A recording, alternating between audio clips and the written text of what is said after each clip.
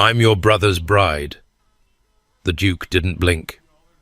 "Not since this morning." The carriage wheels found every rut and stone in the long drive leading to Thornfield Abbey, each jolt sending Rosalind's heart further into her throat. She pressed her gloved hand against the worn leather seat and tried to breathe steadily, watching through the rain-streaked window as the great house emerged from the October mist like a ship sailing out of fog. It was larger than she had imagined, larger and older and more imposing, all grey stone and Gothic windows, towers rising at each corner as if the original builders had expected siege rather than society. The grounds stretched endlessly in every direction, lawns and ancient oaks, formal gardens gone dormant for autumn, a lake glinting silver in the weak afternoon light. This was wealth on a scale Rosalind had only read about in novels, the kind of wealth that built hospitals and endowed universities and changed the course of nations. And as of this morning, she was connected to it by marriage. Mrs. Edmund Ashworth. She tried the name again in her mind, as she had been trying it all through the journey from London. It still didn't fit quite right, like a borrowed dress that pinched in unexpected places. But it would fit eventually. Everything became comfortable with time and practice. She touched the marriage lines folded carefully in her reticule, the paper already soft from how many times she had unfolded it to confirm the words were real. Married this day, October the 14th, 1815, Edmund Charles Ashworth to Rosalind Ann Blackwood. The vicar had been an elderly man with a persistent cough, the church small and empty, save for 2 witnesses pulled from the street. Edmund had apologized for the haste, for the lack of flowers and music and family. "My brother and I are estranged," he'd explained, his handsome face clouded with old pain. "But once he sees I've married a respectable woman, once he meets you, everything will be mended.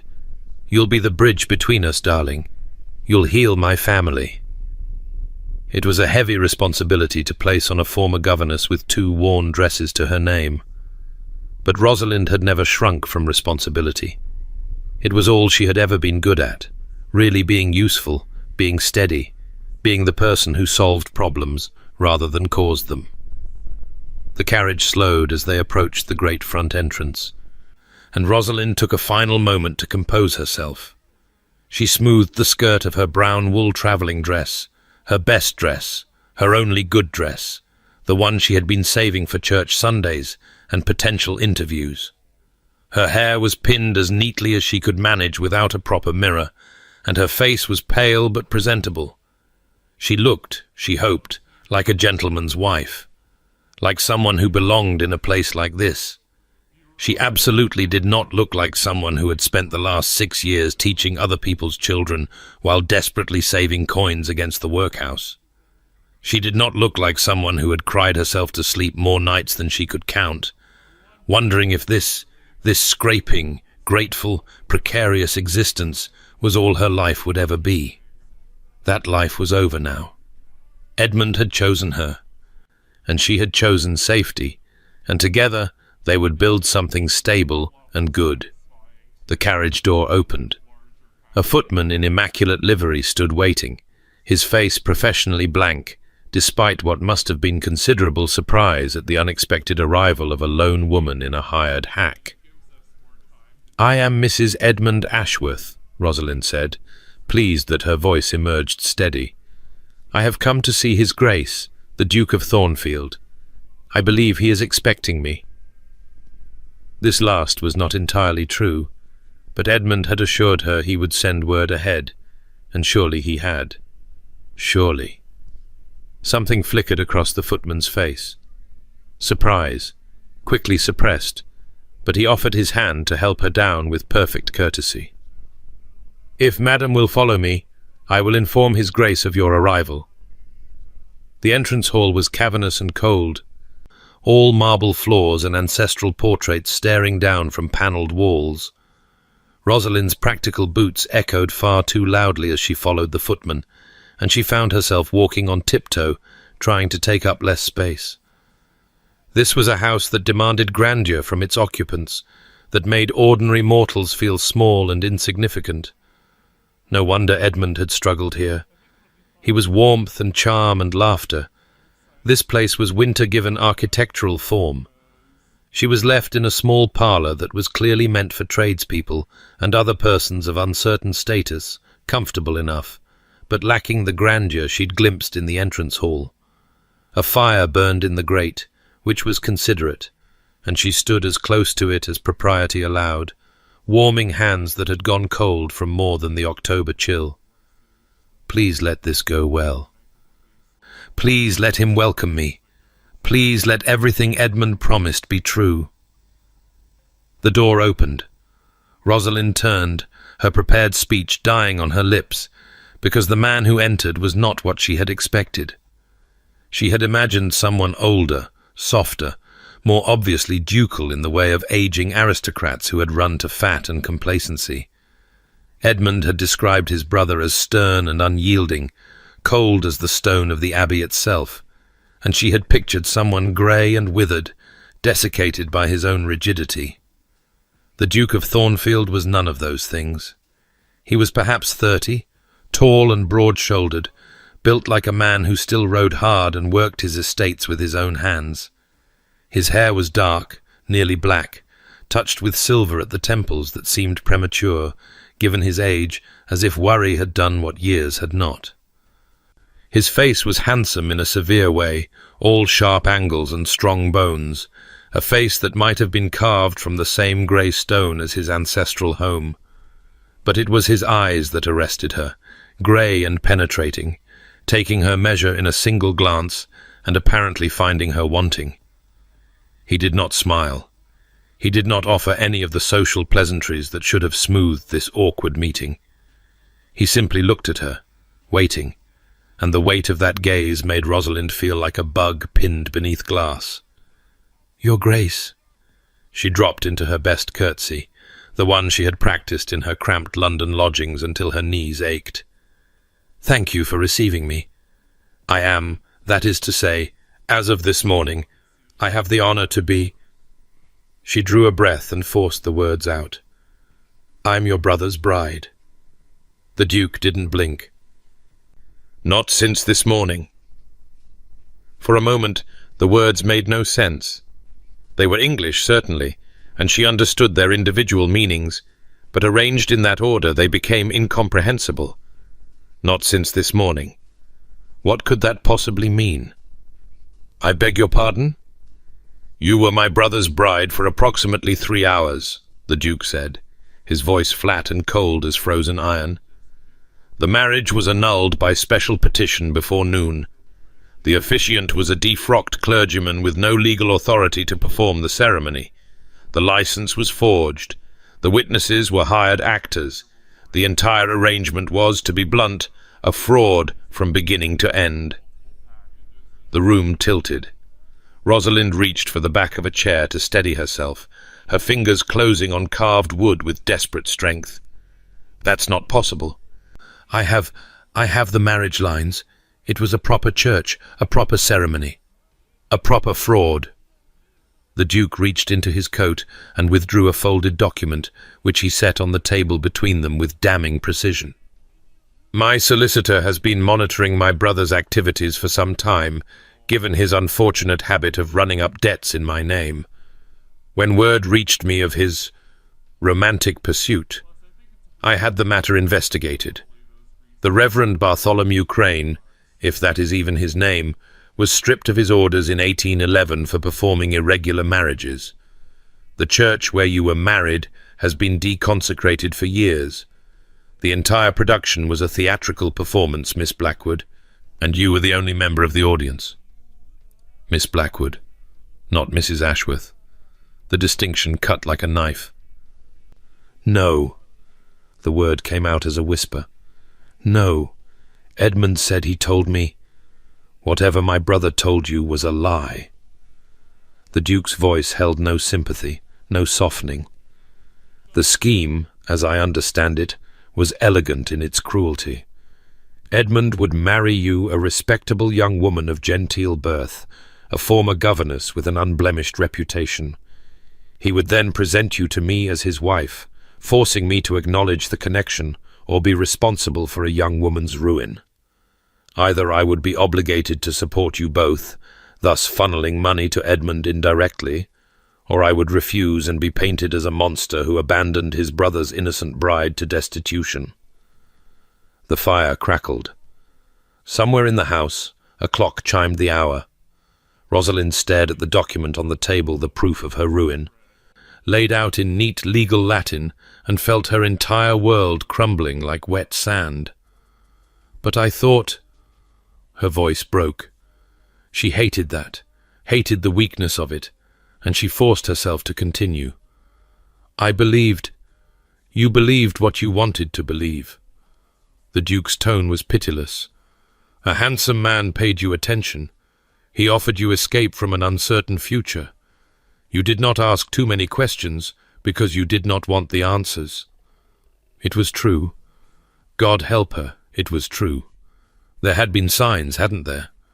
The haste of the courtship, the strange insistence on secrecy, the way Edmund's eyes had slid away from hers whenever she asked about meeting his family, his friends, anyone who might verify his stories.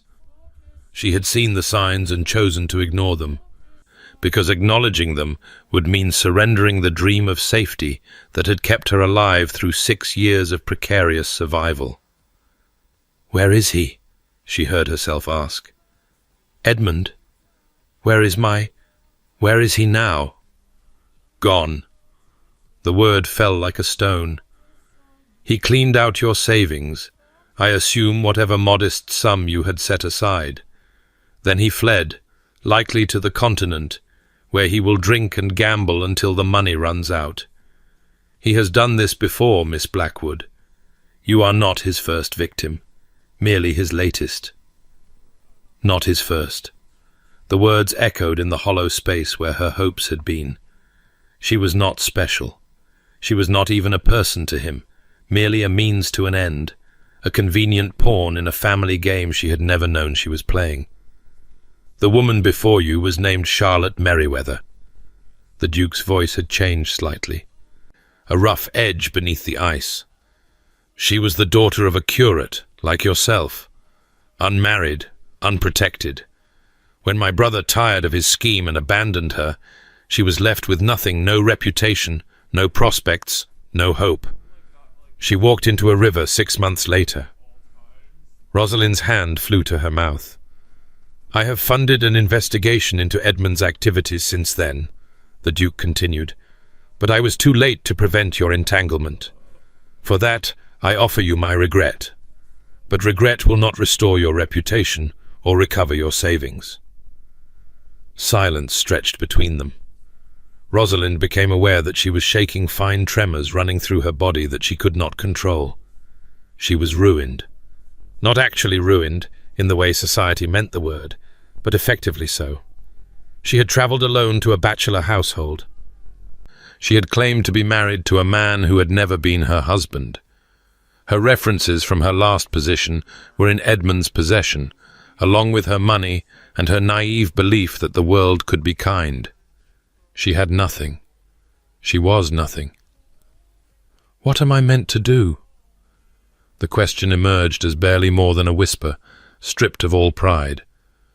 "I have no money, no references, no family to return to. Where am I meant to go?" The Duke's expression did not change, but something shifted in those grey eyes, a flicker of... what? Guilt? Responsibility? Perhaps merely the cold calculation of a man weighing his options. "That," he said, "is precisely the question." He turned away from her, moving to stand before the window, his broad shoulders silhouetted against the grey October light. For a long moment he said nothing, and Rosalind watched him, trying to read meaning in the rigid line of his spine. He was not entirely unfeeling, she sensed. The story of Charlotte Merriweather had cost him something to tell, but whatever compassion he possessed was buried deep, armoured against access. "Sit down," he said finally, without turning. before you collapse and cause a scene." It was not a kind invitation, but Rosalind's knees were threatening to buckle, and she sank into the nearest chair with profound relief. The fire's warmth reached her, slowly thawing the ice that had formed in her veins. She was still ruined. She was still alone. But she was warm and seated, and not yet thrown out into the rain. "I am responsible for this situation." The Duke's voice was quiet, almost thoughtful, as if he were working through a problem. "Not directly, but my failure to control my brother's activities has resulted in harm to an innocent person. Justice would suggest that some form of restitution is owed. I don't want charity." The words came out sharper than she intended, but she meant them. "I've never taken charity in my life. I've worked for everything I have, everything I had. I won't become some pensioner, living off guilt money because your brother is a monster." The Duke turned at that, and for the first time, something like interest crossed his features. "What would you have then, Miss Blackwood, if not charity?" "Employment." The answer came immediately, without thought, because it was the only answer she had ever known. "I was a governess before Edmund, before I made my error. I am well educated, experienced, and capable of references from my position before last, if not from my most recent one. If your Grace knows of any household seeking a governess, I would be grateful for a recommendation." "A recommendation?" The Duke's tone was flat. "You propose that I recommend, as a governess, a woman who arrived at my home claiming to be my brother's wife? A woman whose reputation, however unjustly, has been destroyed by association with a known scoundrel? What household precisely would welcome such a candidate?" Rosalind's chest tightened. He was right. Of course he was right. No respectable family would hire a governess with her history, even if that history was nothing but lies and victimhood. The world did not care about truth. It cared about appearances. "Then what do you suggest?" She heard the desperation creeping into her voice and despised herself for it. "The workhouse? The streets? I have no other options, Your Grace. I have nothing." The Duke was silent for a long moment. Then he moved to the door, opened it, and spoke quietly to someone waiting outside, a servant, presumably. When he closed it again, his expression had shifted, become more businesslike. "My sister died 3 years ago," he said, the words clipped and efficient. "She left behind a daughter, Patience, who has been in my care since. The child is 8 years old, intelligent, and entirely ungovernable. She has driven away 4 governesses in as many months. The most recent one departed last week, in tears, after Patience released a collection of garden snakes into her bedroom. Despite everything, a flicker of something that might have been amusement crossed Rosalind's face. She suppressed it quickly. "You are proposing that I become her governess. I am proposing that you accept a position for which you are qualified, in a household where your history is already known, and therefore cannot be used against you." The Duke's tone remained coolly practical. "You would have room and board, a reasonable salary, and the protection of this household's name. In exchange, you would care for my niece, and speak to no one of the circumstances of your arrival. The servants will be told that you are a distant connection, a cousin of some sort, recently bereaved, and in need of quiet occupation. It is not an elegant solution, but it has the virtue of being true enough to survive scrutiny." Rosalind stared at him. "You are offering me a position in your household, after everything. I am offering you a means of survival that does not require charity or sacrifice of dignity." A pause. "Though I will warn you that Patience has broken stronger spirits than yours. If you accept, you must understand that I will expect genuine effort, not mere presence. The child has suffered enough loss without adding another false attachment to her account." It was not kindness. It was not even sympathy. It was cold pragmatism, the clearing of an account that had never been his to carry. But it was also a lifeline, thrown to a drowning woman who had no right to expect rescue. "Why?" Rosalind heard herself ask. "Why offer me anything at all? You could turn me out. No one would blame you. I'm nothing to you less than nothing. Just another of your brother's messes to be cleaned up and forgotten." The Duke's jaw tightened. For a moment, she thought she had pushed too far, that he would rescind the offer and cast her out into the October rain where she belonged. "Charlotte Merriweather was 22 years old," he said quietly. "She had a younger brother who worshipped her, and a mother who never recovered from the loss. I paid for her funeral because my brother would not. I gave money to her family because it was the least I could do, the very least, and it was not nearly enough." He met her eyes, and for the first time she saw something human in those grey depths. "I will not have another woman's ruin on my conscience, because Edmund cannot be controlled. You may call it guilt if you wish. I call it responsibility." Rosalind's throat ached. She wanted to hate him for his coldness, his judgmental assumptions about her motives, the way he had laid out her failures with surgical precision. But she could not hate a man who blamed himself for his brother's sins, who paid for strangers' funerals, who carried the weight of dead women's ghosts. "I accept," she said. "The position. I accept." "Good." The Duke nodded once, briskly, as if concluding a business transaction. "Mrs. Crawford, our housekeeper, will show you to your quarters and explain the household arrangements. Dinner is served at 7. You will take your meals in the nursery with Patience until further notice. You will have Sundays free and every second Wednesday afternoon. Your salary will be paid quarterly. And the first quarter in advance consider it restitution for the funds my brother stole from you." "That isn't necessary." "It is necessary to me." His voice brooked no argument. "You will find Patience in the schoolroom. I suggest you introduce yourself before dinner. And Miss Blackwood." He paused at the door. "She will test you, rigorously and immediately. Do not let her win." Then he was gone, leaving Rosalind alone in the little parlour, with the fire crackling, and her entire world rebuilt on new and uncertain foundations. Mrs. Crawford was a small, brisk woman with grey hair and sharp eyes that missed nothing. She led Rosalind through the labyrinthine corridors of Thornfield Abbey with efficient speed, pointing out landmarks along the way, the library, the music room, the long gallery that connected the old wing to the new. "The governess's quarters are in the east wing," Mrs. Crawford explained, "near the nursery and schoolroom. You'll have your own sitting room and bedroom, modest but comfortable. The previous governesses found them adequate, though I'll own they didn't stay long enough to complain about the furnishings." "The snakes?" Rosalind asked. Mrs. Crawford's lips twitched. "Among other things. Miss Patience is a spirited child. She took her mother's death hard, and then her father's. He followed his wife within the year. They were that devoted, and now she's been moved from her family home to this great cold pile with an uncle she barely knows. It's no wonder she's angry.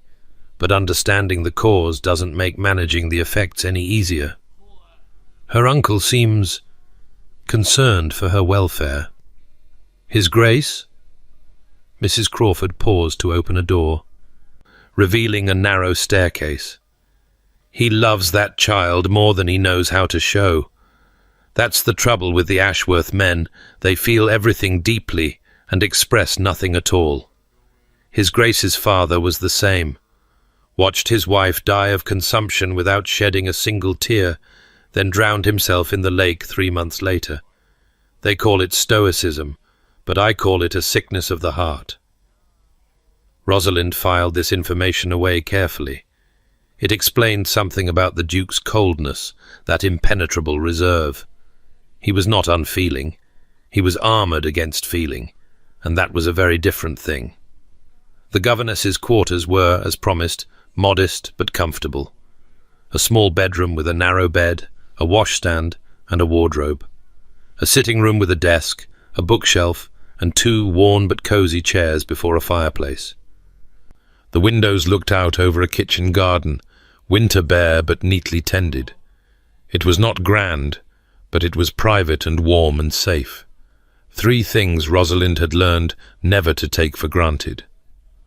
"I'll have your things sent up," Mrs. Crawford said, and then paused, embarrassment flickering across her normally composed features. "That is, I understand you arrived with only a small bag. The rest of my belongings were lost in transit." The lie came easily, smoother than the truth. "I'm afraid I have very little with me." "Well," Mrs. Crawford's voice softened, "we'll see what can be done about that. The previous governesses left behind a few things that might be altered to fit.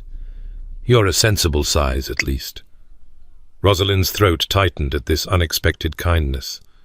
"Thank you, Mrs. Crawford." "Don't thank me yet. You haven't met Miss Patience." The housekeeper moved toward the door.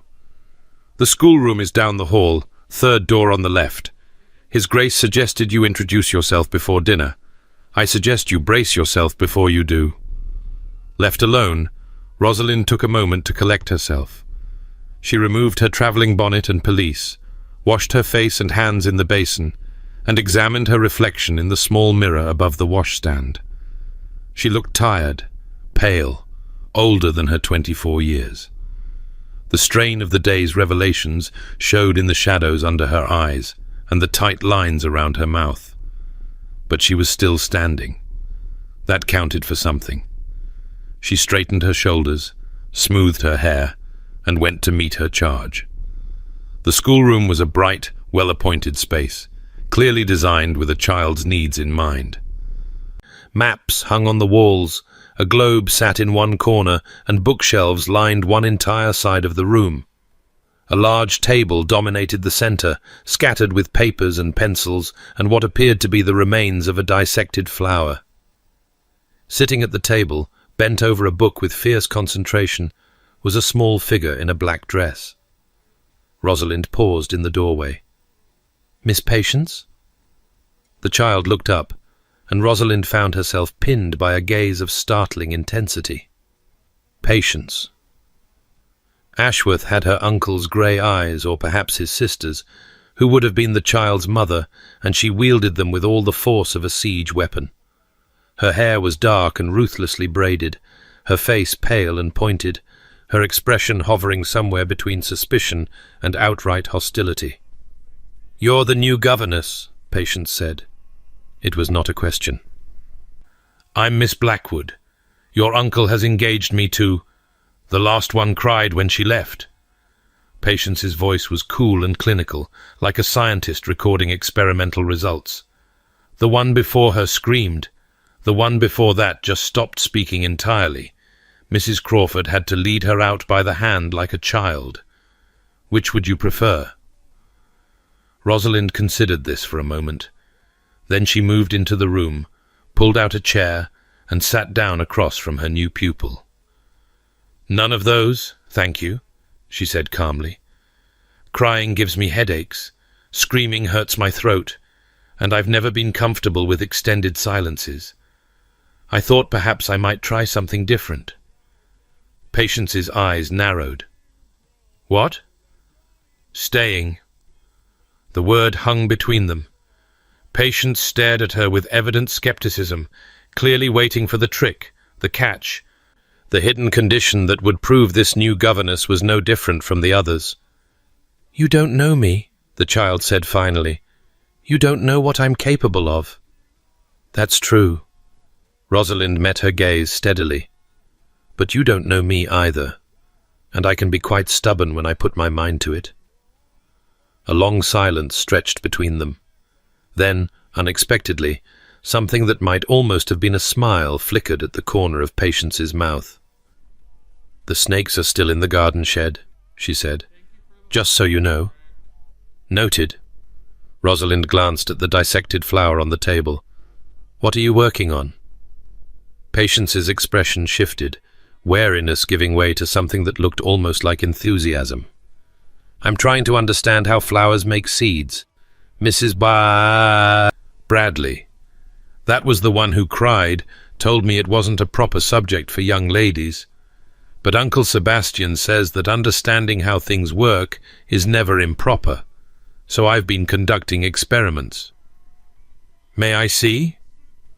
For the next hour, Rosalind sat with patience as the child explained her observations about plant reproduction, demonstrating a quick intelligence and genuine scientific curiosity that had clearly been stifled by previous governesses. The hostility gradually faded, replaced by the simple pleasure of having someone actually listen. It was manipulation, Rosalind knew. Patience was testing her with this sudden charm, just as surely as she had tested the others with her cruelty. But it was also real. The child's mind was genuinely hungry, and she had been starved of intellectual companionship. "Dinner is at 7 in the nursery," Patience said finally, her voice carefully neutral. "Will you be eating with me?" "I believe so, yes. The others always ask to eat separately." Patience's eyes were very bright suddenly. "They said I was too difficult to manage at meals." Rosalind thought of all the meals she had eaten alone in her cramped lodgings, all the tables where she had sat in silence as her employer's children chattered around her, part of the furniture rather than the family. She understood loneliness. She understood being difficult because the alternative was being invisible. "I prefer company," she said. "Even difficult company." Patience stared at her for a long moment. Then she nodded, once, and returned to her book. It was not acceptance. It was not trust. But it was a beginning. The days that followed settled into a tentative rhythm. Rosalind rose early, took her breakfast with Patience in the nursery, and spent the mornings on lessons reading, writing, arithmetic, and the natural sciences that so captured the child's imagination. Afternoons were devoted to drawing and music. Patience had talent for neither but gamely attempted both, or, when weather permitted, walks on the grounds. The Duke was rarely visible during these early days, closeted in his study with estate business or riding out to visit tenants. But Rosalind was aware of him, a presence felt rather than seen, his authority permeating every corner of the great house. Servants spoke of him with a mixture of respect and wariness. Patience mentioned him occasionally with a studied indifference that suggested deeper feelings carefully suppressed. It was on the 5th day that Rosalind first witnessed the Duke with his niece. She had taken Patience to the library after luncheon, hunting for a book on botanical illustration that the child had requested. The library at Thornfield was vast, 2 stories of leather-bound volumes, accessible by a spiralling staircase and a catwalk that circled the upper level. Rosalind had climbed to the upper gallery in search of the natural history section, leaving Patience exploring below. She had just located the book she sought when voices drifted up from below. "You promised." Patience's voice tight with anger. "I said perhaps." The Duke, patient but firm. "Perhaps is not a promise. You said perhaps we could ride together this afternoon. I've been waiting all week. And I have spent all week dealing with a drainage dispute in the South Fields. Tenant farmers do not wait for ducal convenience, Patience.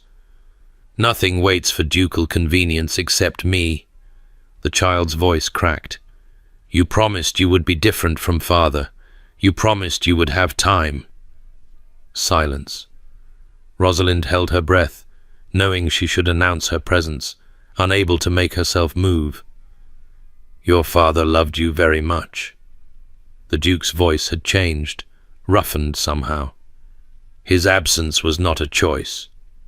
He chose her. He chose dying with her instead of living with me. That isn't—" A breath, harsh and uneven. "Patience. Your father did not choose to die. His heart gave out. The doctors said—" "I know what the doctors said." Patience's voice was very small now. "I also know he stopped trying after she was gone. He just stopped." More silence. Then, unexpectedly, the sound of movement boots on marble, the rustle of fabric, and when the Duke spoke again, his voice was closer, gentler. "I cannot promise to be different from your father. We are made of the same cloth, he and I cannot change my nature. But I can promise to try. I can promise that I will not stop trying, that I will not leave you alone in this great cold house without warning or explanation. Can that be enough, for now?" A long pause. Then, in a voice so quiet Rosalind barely heard it, "For now." "Good." The Duke cleared his throat, and when he spoke again, the familiar coolness had returned. "I believe I have an hour before my next appointment. If you can have your pony saddled in 10 minutes, we might manage a short ride before tea." Patience's response was a wordless sound of joy, followed by footsteps racing toward the door. Rosalind waited until the library had been silent for a full minute before descending the stairs, the book clutched to her chest like a shield. She should not have heard that conversation. It was too private, too raw, too human. It made the Duke something other than the cold pragmatist who had offered her employment as one might settle an account. It made him a man who loved his niece and did not know how to show it, who grieved for his sister and brother-in-law and did not know how to say it, who had built walls so high that even a child's pain could barely scale them. It made him, in short, the kind of man she could not afford to think about. She delivered the book to Patience's room and did not mention what she had overheard. 2 weeks into her employment, Rosalind could not sleep. This was not unusual. Her mind had always been too active for easy rest, churning through problems and possibilities long after her body begged for release. Tonight it was the accounts that kept her awake. She had been reviewing Patience's educational progress, making notes for future lessons, and had somehow found herself calculating the Duke's apparent annual income based on fragments of overheard conversation about rents and harvests. It was none of her business. But old habits died hard, and survival had made her an excellent observer of wealth and its distribution. The library would have books that might settle her mind, something dull and improving sermons, perhaps, or agricultural treatises. She pulled a wrapper over her nightgown, took a candle, and made her way through the silent corridors. The library was not empty. A single lamp burned at a desk in the far corner, and behind it sat the Duke, bent over a stack of papers with the intensity of a man fighting a battle against overwhelming odds. He had discarded his coat and cravat. His shirt sleeves were rolled to the elbow, his dark hair dishevelled as if he had been running his hands through it. He looked younger like this, less armoured, human. Rosalind froze in the doorway, torn between retreat and the impropriety of being seen in her nightclothes by her employer. Too late. His head came up, those grey eyes finding her in the candle-lit gloom. "Miss Blackwood." "Your Grace, I apologize. I did not realize the library would be occupied. I will stay."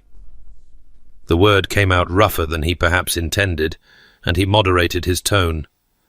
"That is, you are welcome to use the library. I do not own the night hours." She should leave. Every rule of propriety demanded it. But he looked so tired, and the fire was warm, and she was already compromised beyond repair anyway. "I could not sleep," she said, moving toward the shelves. "I thought reading might help." A common remedy. He returned his attention to his papers, but she could feel his awareness of her presence, a prickle at the back of her neck. "What do you seek?" "Something dull. Sermons, perhaps." A sound escaped him that might, in another man, have been a laugh.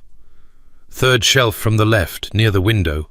My grandfather's collection, guaranteed to produce unconsciousness within pages." Rosalind found the shelf and selected a volume at random. But instead of retreating to her room, she found herself lingering, drawn by curiosity and something else she did not care to name. "May I ask what keeps your Grace awake at such an hour?"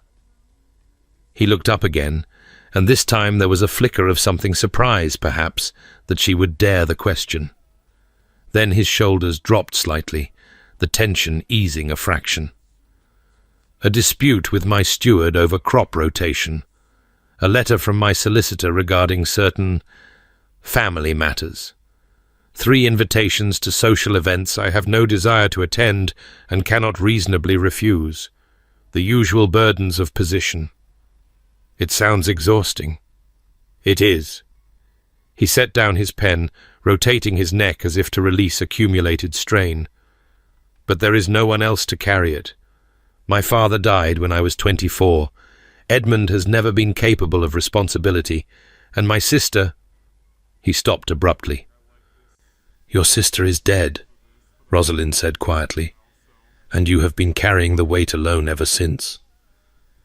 His eyes met hers, and for a moment the armor cracked.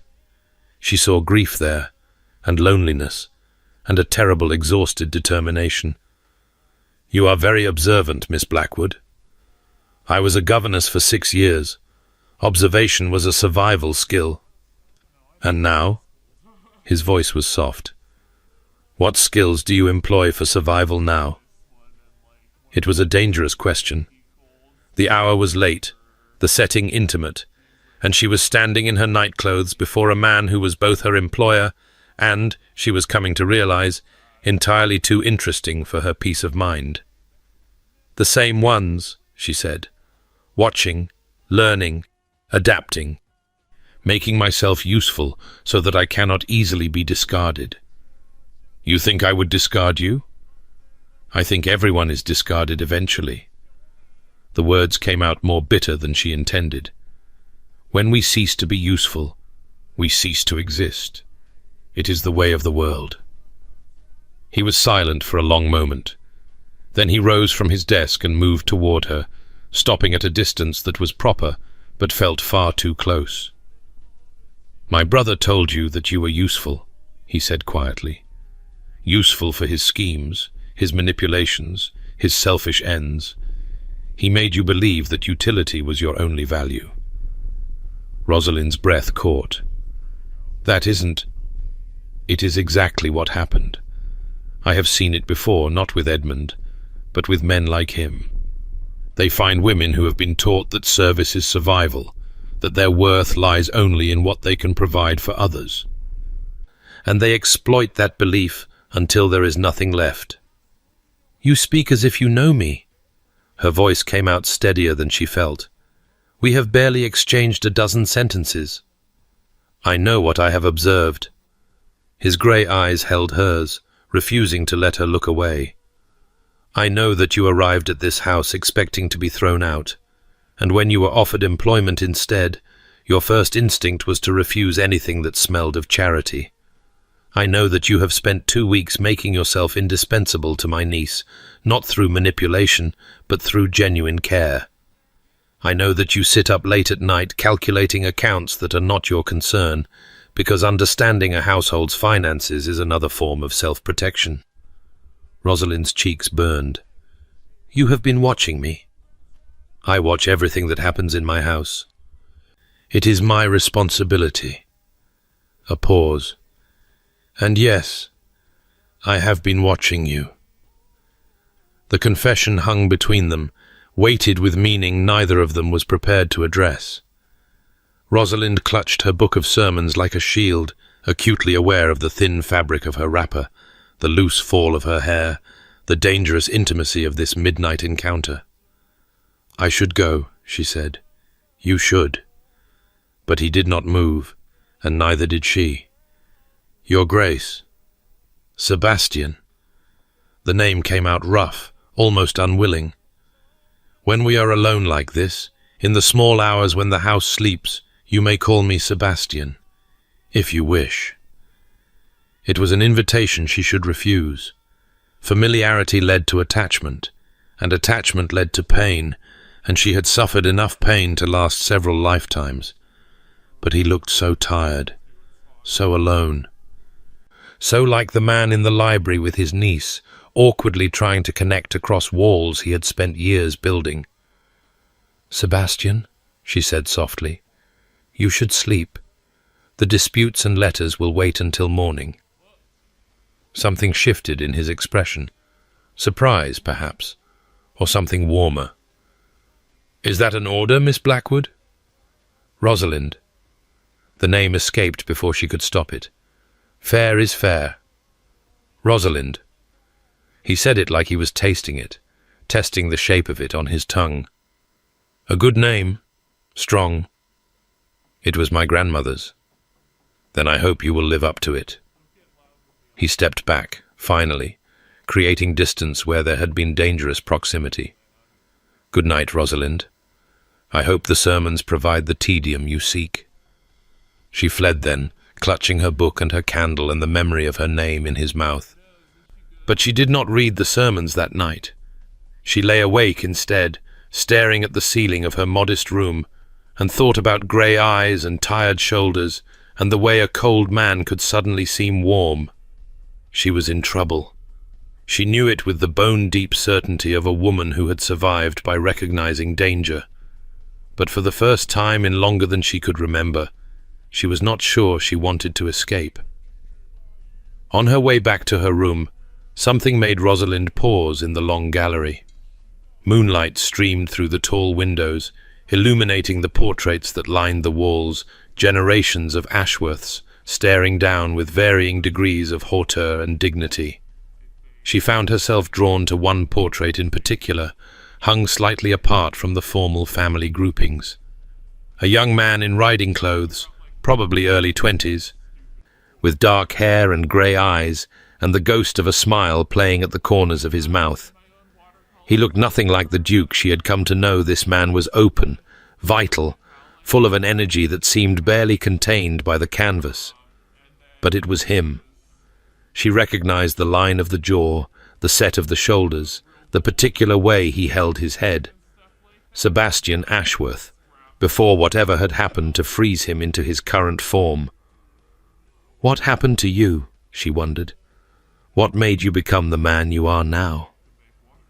She thought of what Mrs. Crawford had said about the Ashworth men, how they felt everything deeply and expressed nothing at all. She thought of Sebastian's sister, dead 3 years now, and the brother-in-law who had followed her to the grave.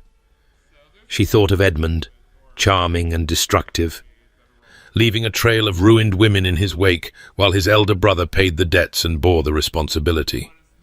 She thought of Charlotte Merriweather walking into a river because Edmund Ashworth had taken everything from her and left nothing worth living for. And she thought of herself, standing in this gallery in the small hours of the morning, looking at a portrait of a man who no longer existed, and wondering if some remnant of him might still survive beneath the ice.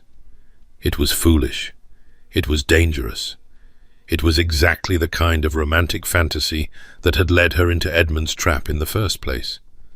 But as she turned away from the portrait and made her way back to her room, Rosalind could not shake the feeling that something had shifted tonight.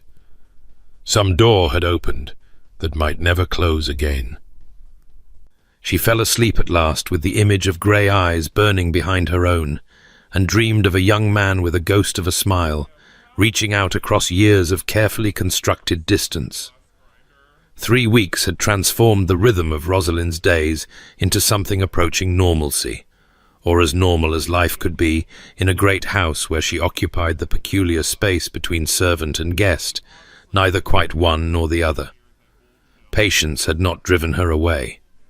This fact seemed to astonish everyone in the household, from Mrs. Crawford, who had begun leaving small treats on Rosalind's breakfast tray, to the footman, who now greeted her with genuine smiles rather than the wary neutrality reserved for temporary staff.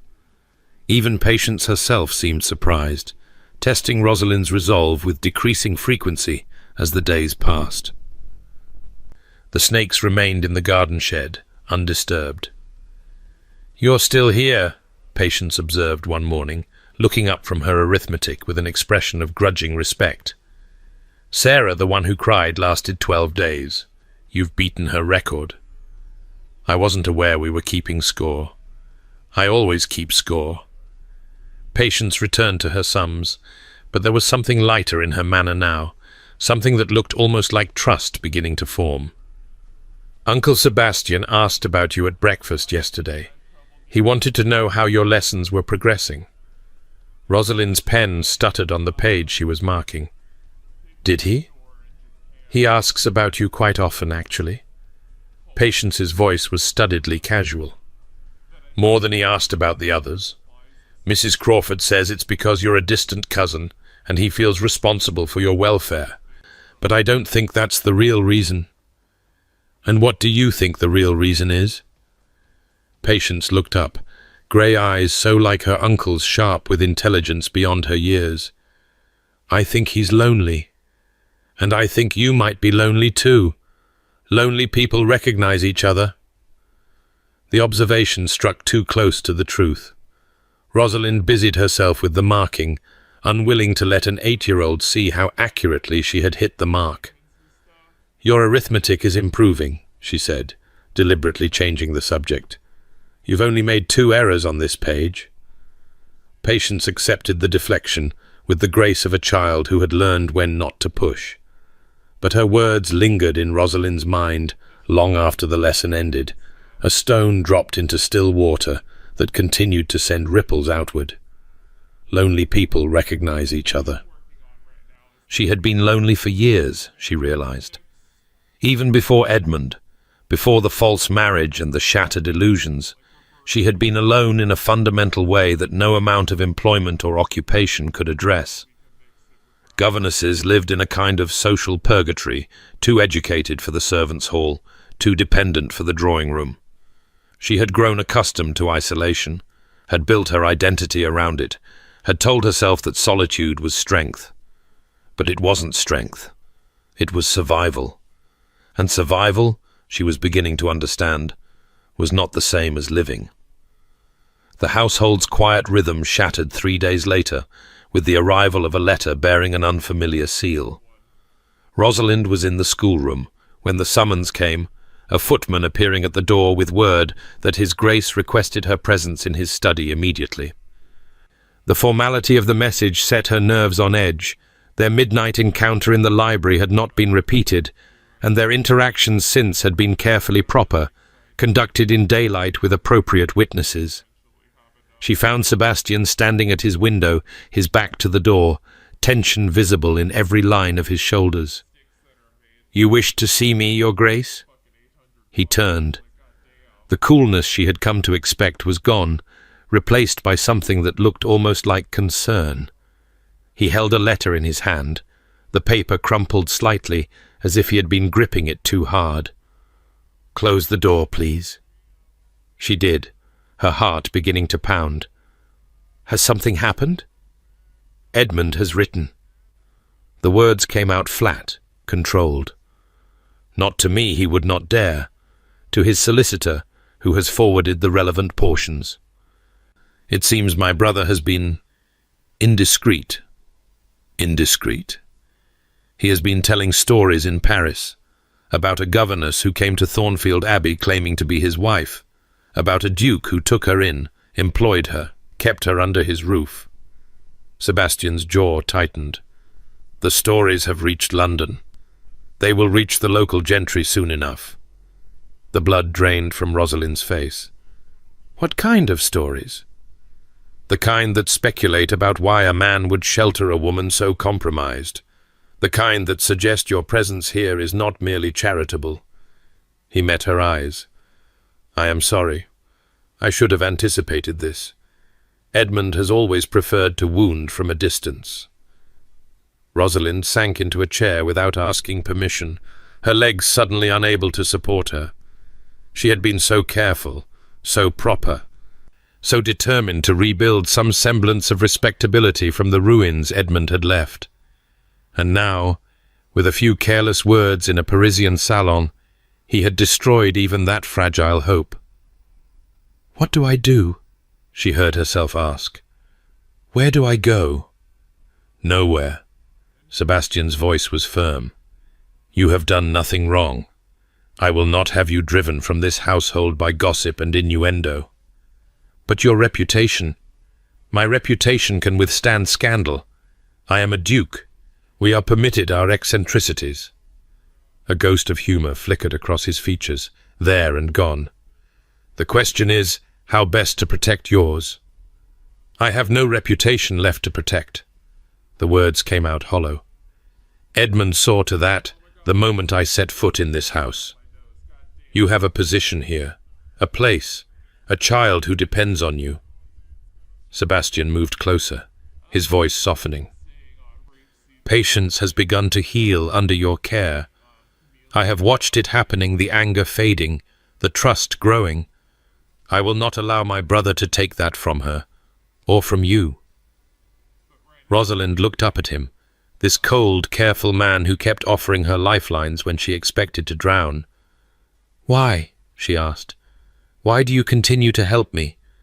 The obligation you felt you discharged it weeks ago. Every day I remain here puts you at greater risk. Yet you keep...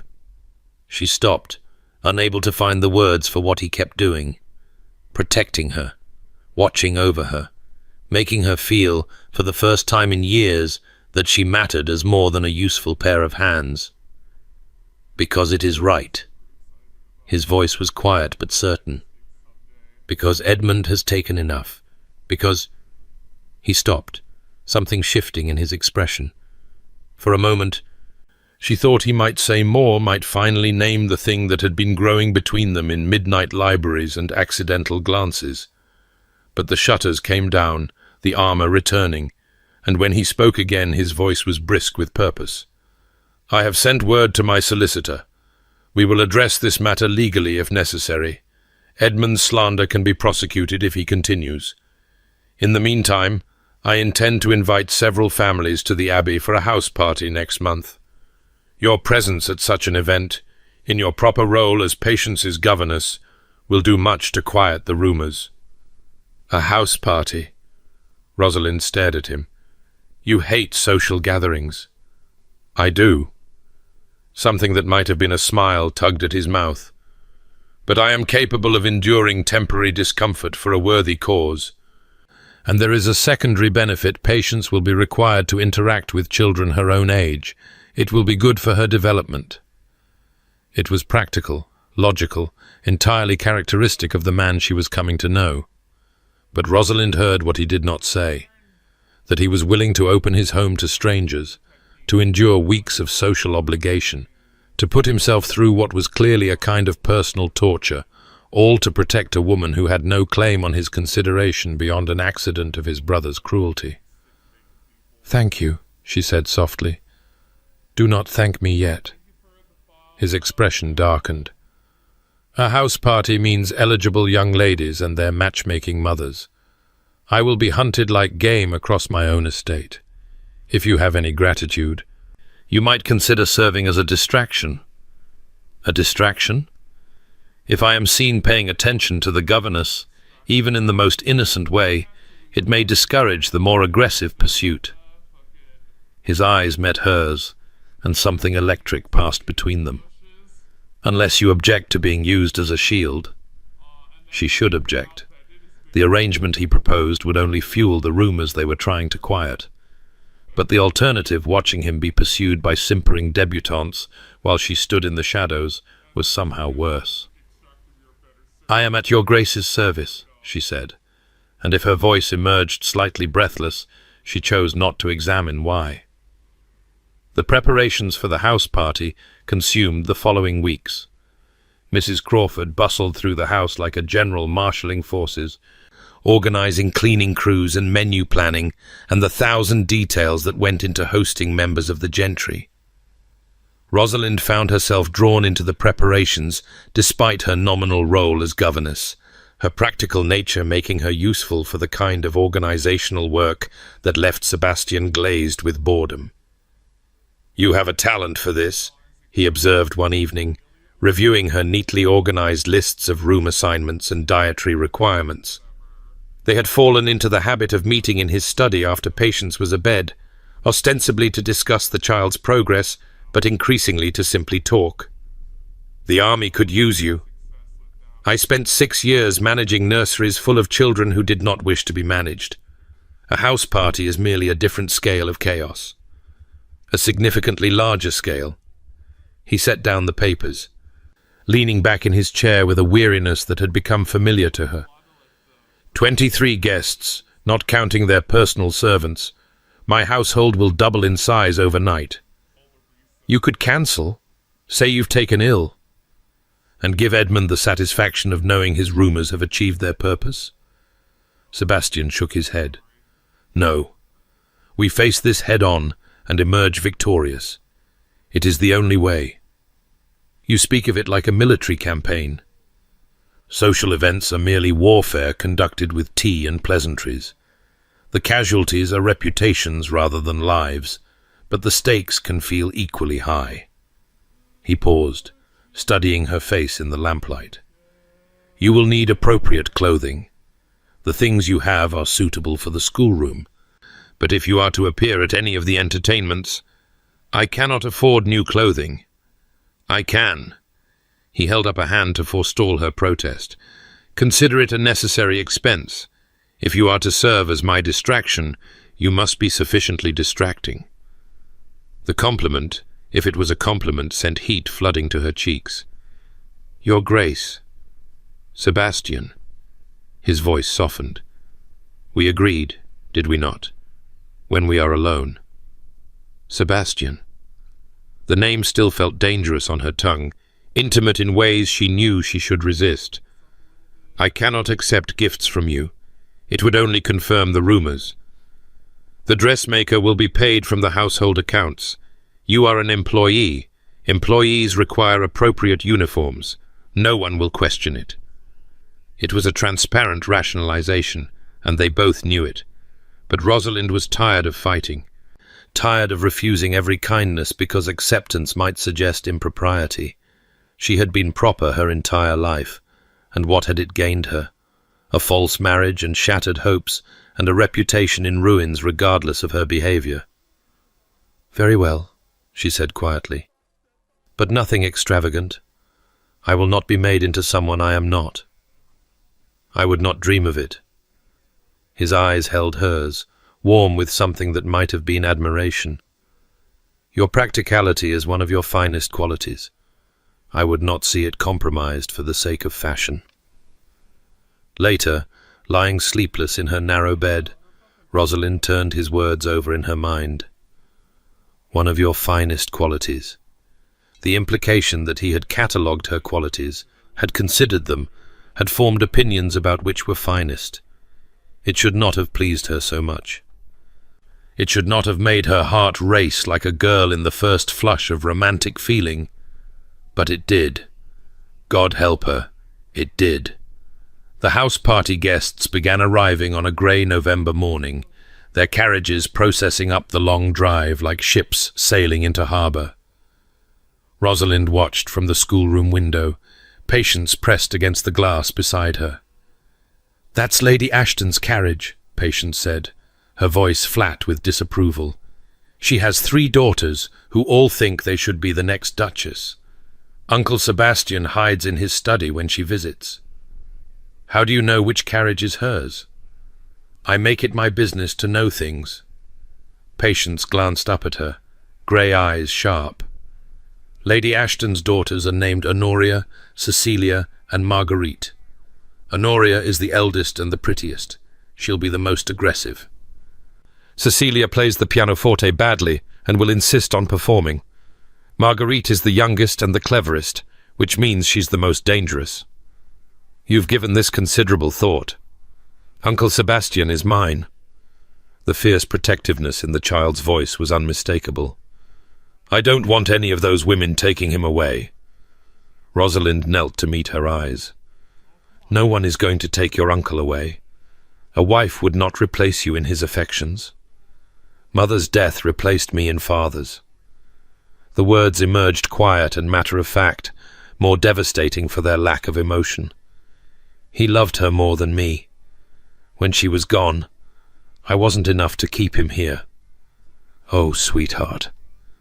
Rosalind gathered the child into her arms, feeling the small body stiffen, and then, gradually, relax against her. Your father's death was not about you. His heart was broken, literally broken, and no amount of love could have mended it.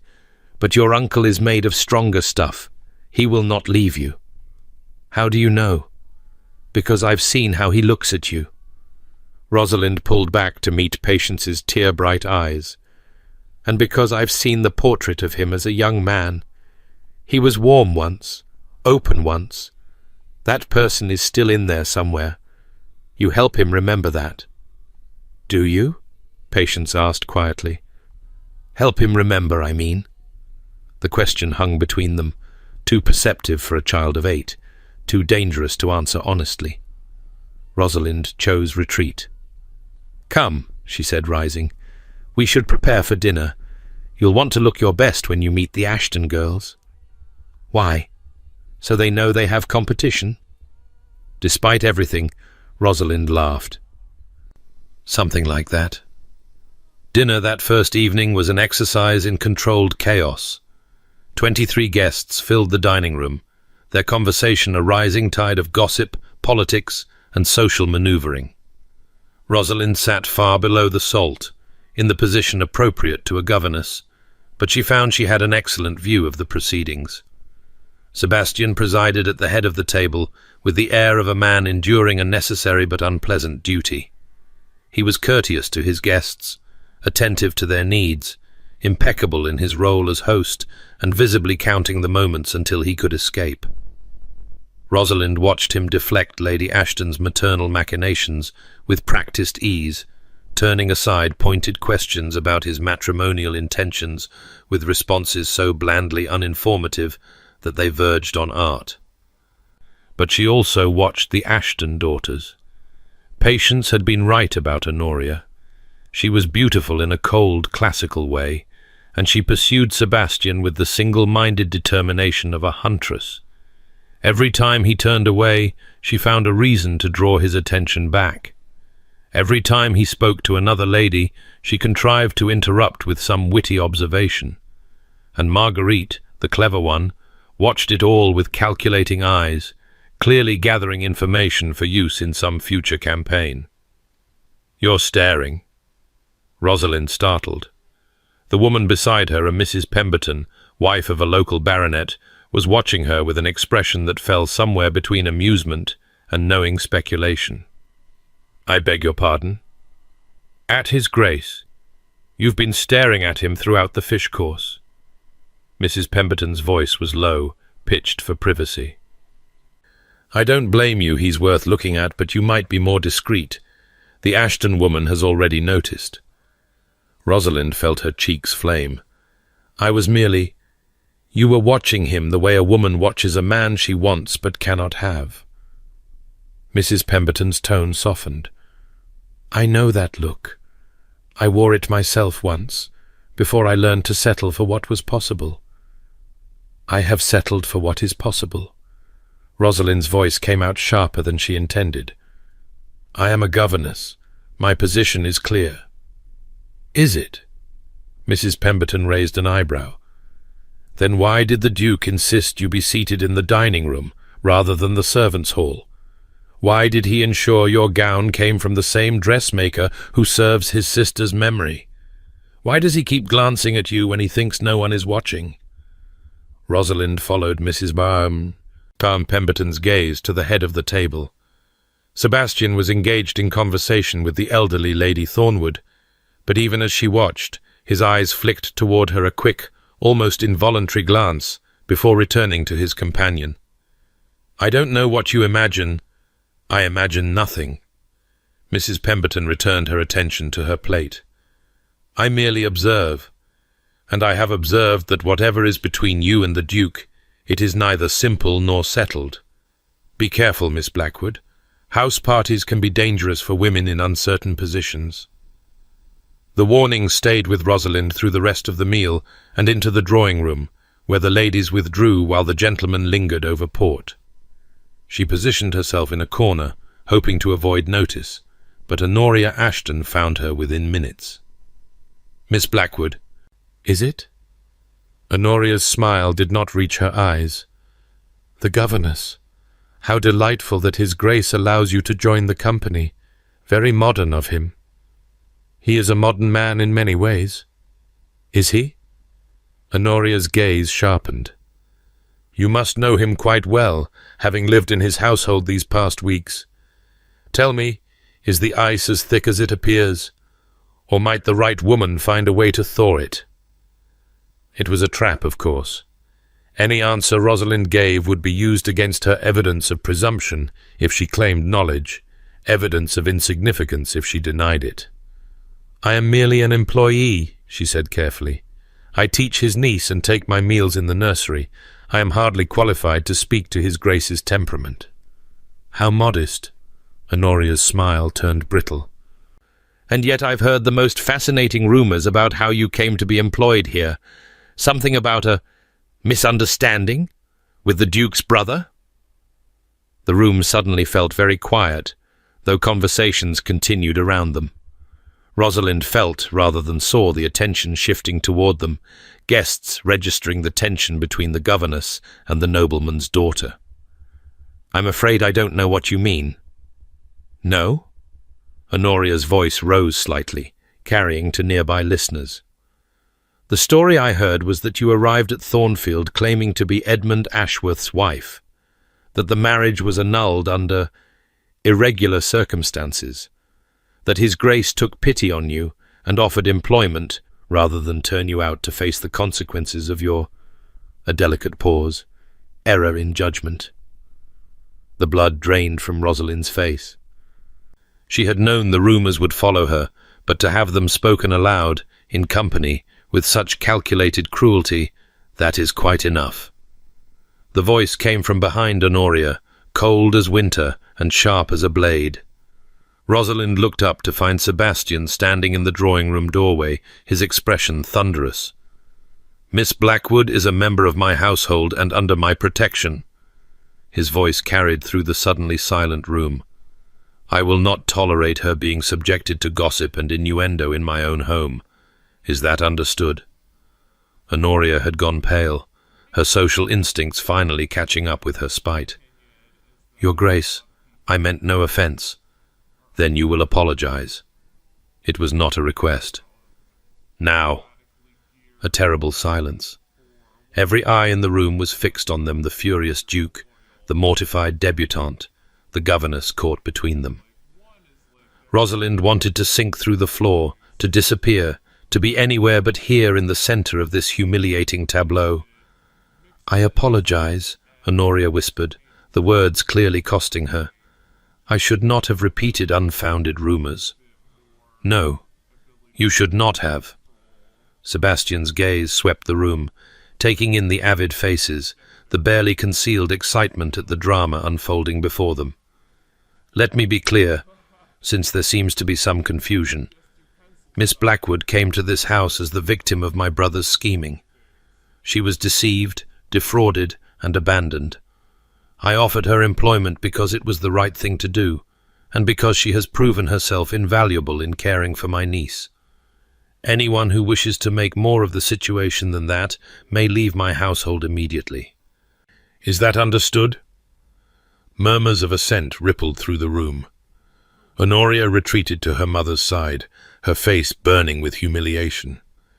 Sebastian crossed to where Rosalind stood frozen in her corner, and for a moment she thought he might take her hand, might make some gesture that would confirm every rumour rather than dispel them. Instead, he simply looked at her, his grey eyes warm with something she was afraid to name. Miss Blackwood, perhaps you might check on Patience. I believe she was having difficulty sleeping. It was an escape, graciously offered, and Rosalind seized it with profound gratitude. She murmured something appropriate and fled the drawing-room, feeling the weight of 24 stares boring into her back. She did not check on Patience. She went instead to her room, closed the door, and sat in the darkness, shaking. He had defended her, publicly, dramatically, in a way that would set tongues wagging from here to London. He had risked his reputation, his standing, his carefully maintained distance from scandal, all to protect her from a vicious girl's malice. Why? The question tortured her through the long hours of the night. She knew why she wanted it to be. She knew the dangerous, impossible hope that had taken root in her heart, despite every effort to suppress it. But hope was treacherous, and Rosalind had learned long ago not to trust it. Men did not sacrifice their standing for governesses. Dukes did not challenge their guests for servants. Whatever Sebastian's motives, they could not be what she secretly wished them to be. And yet, why does he keep glancing at you when he thinks no one is watching? Mrs. Pemberton's words echoed in her mind, refusing to be silenced. The house party continued despite the tension of that first evening, though Rosalind noticed that the Ashton daughters had become considerably more subdued.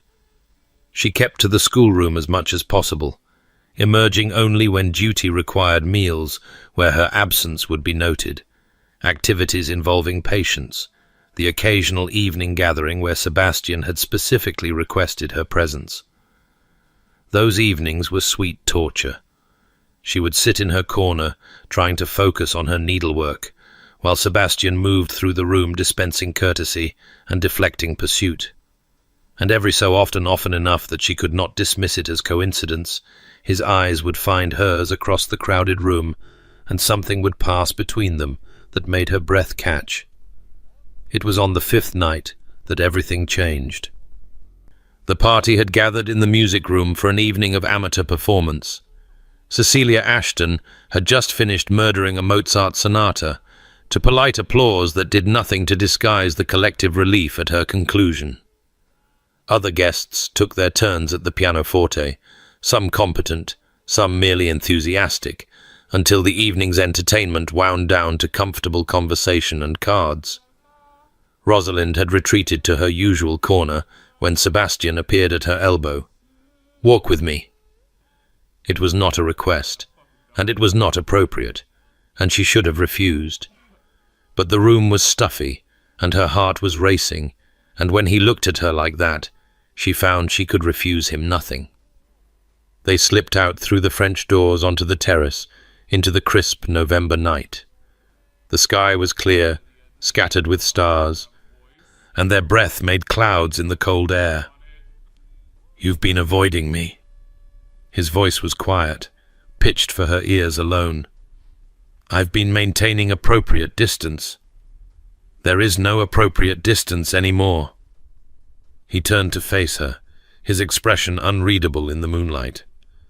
"Not after what happened in the drawing room. The entire county believes I am in love with you." The words hit her like a blow. "And are you?" She had not meant to ask. The question emerged of its own accord, pulled from some desperate place she had tried so hard to keep locked away. Sebastian was silent for a long moment. Then he reached out and took her hand, his fingers warm against her cold ones. "I don't know," he said quietly. "I don't know what I feel. I have spent 8 years refusing to feel anything at all. And then you arrived with your practicality and your courage and your refusal to be broken, and I—" He stopped, his grip tightening. "You make me want things I had convinced myself I did not need." "What things?" "Connection. Warmth. Someone to share the burden rather than carrying it alone."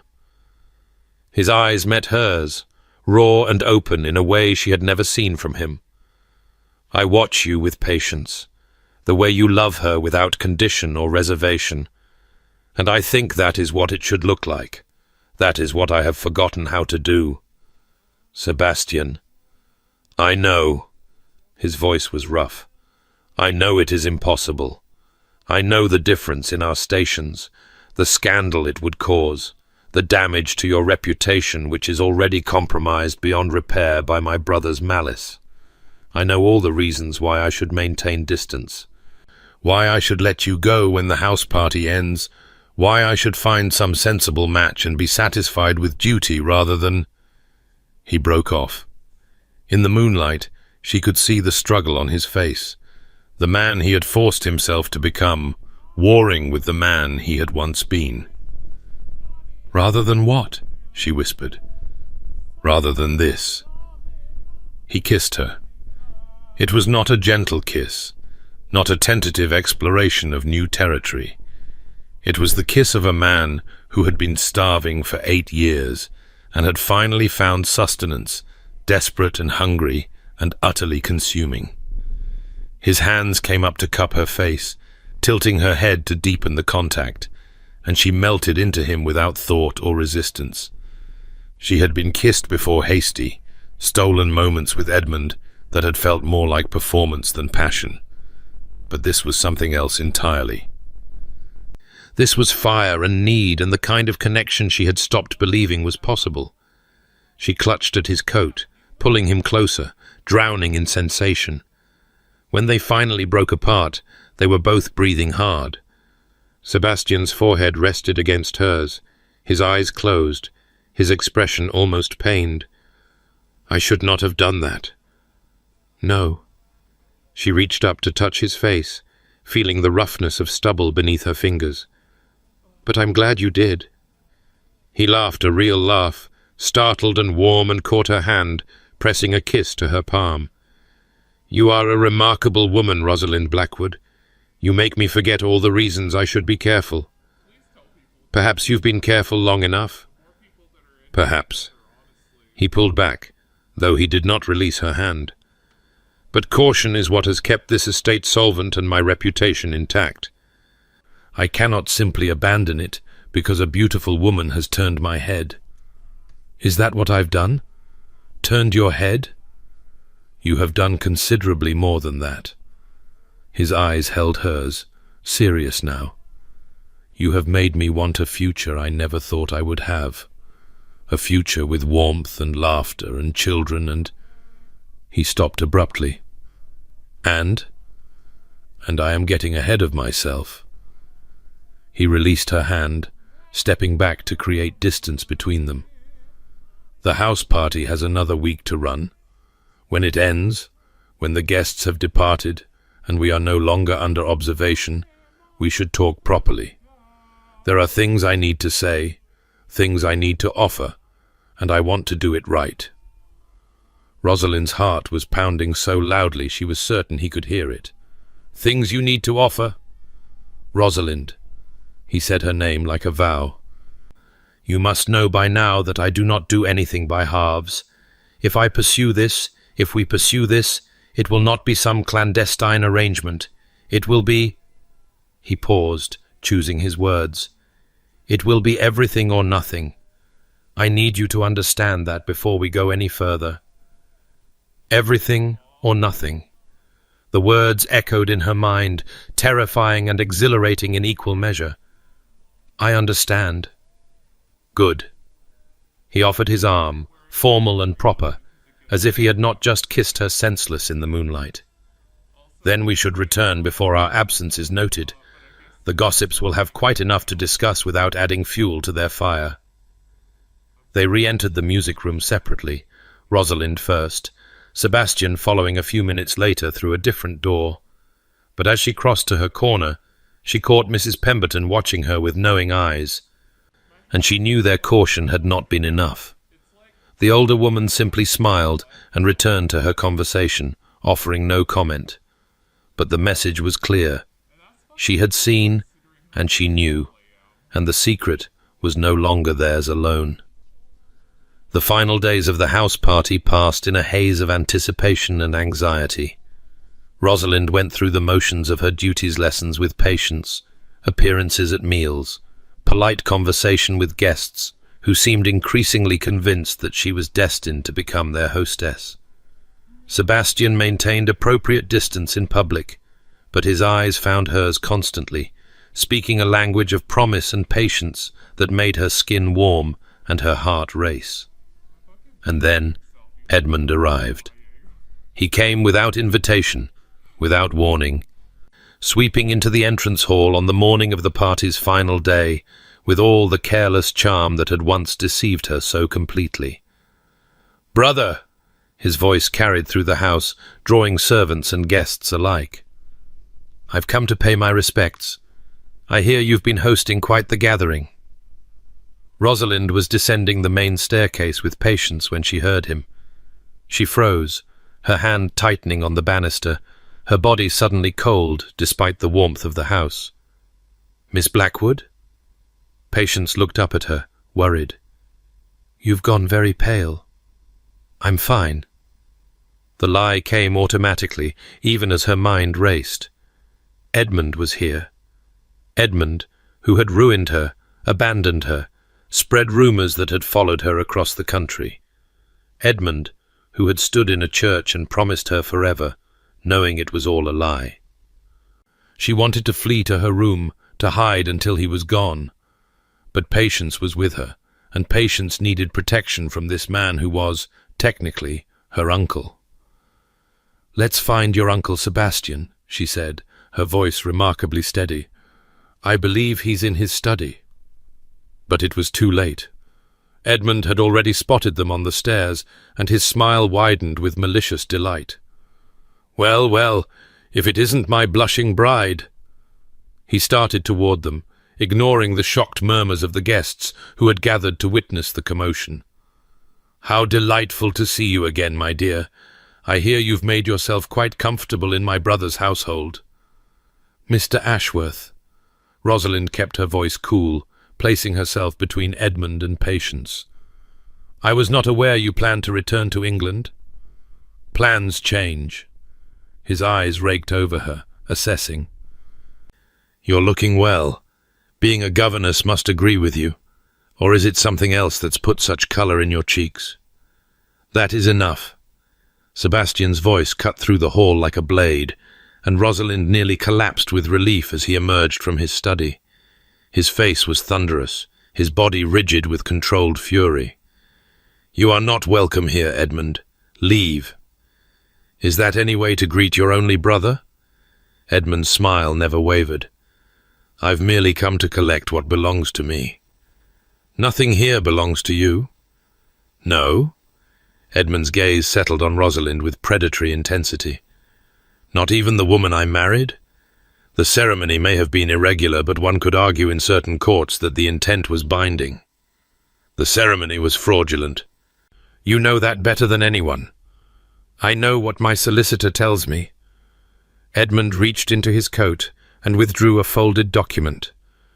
"And he tells me that certain marriages, even those performed by defrocked clergymen, may be considered valid if both parties entered into them in good faith.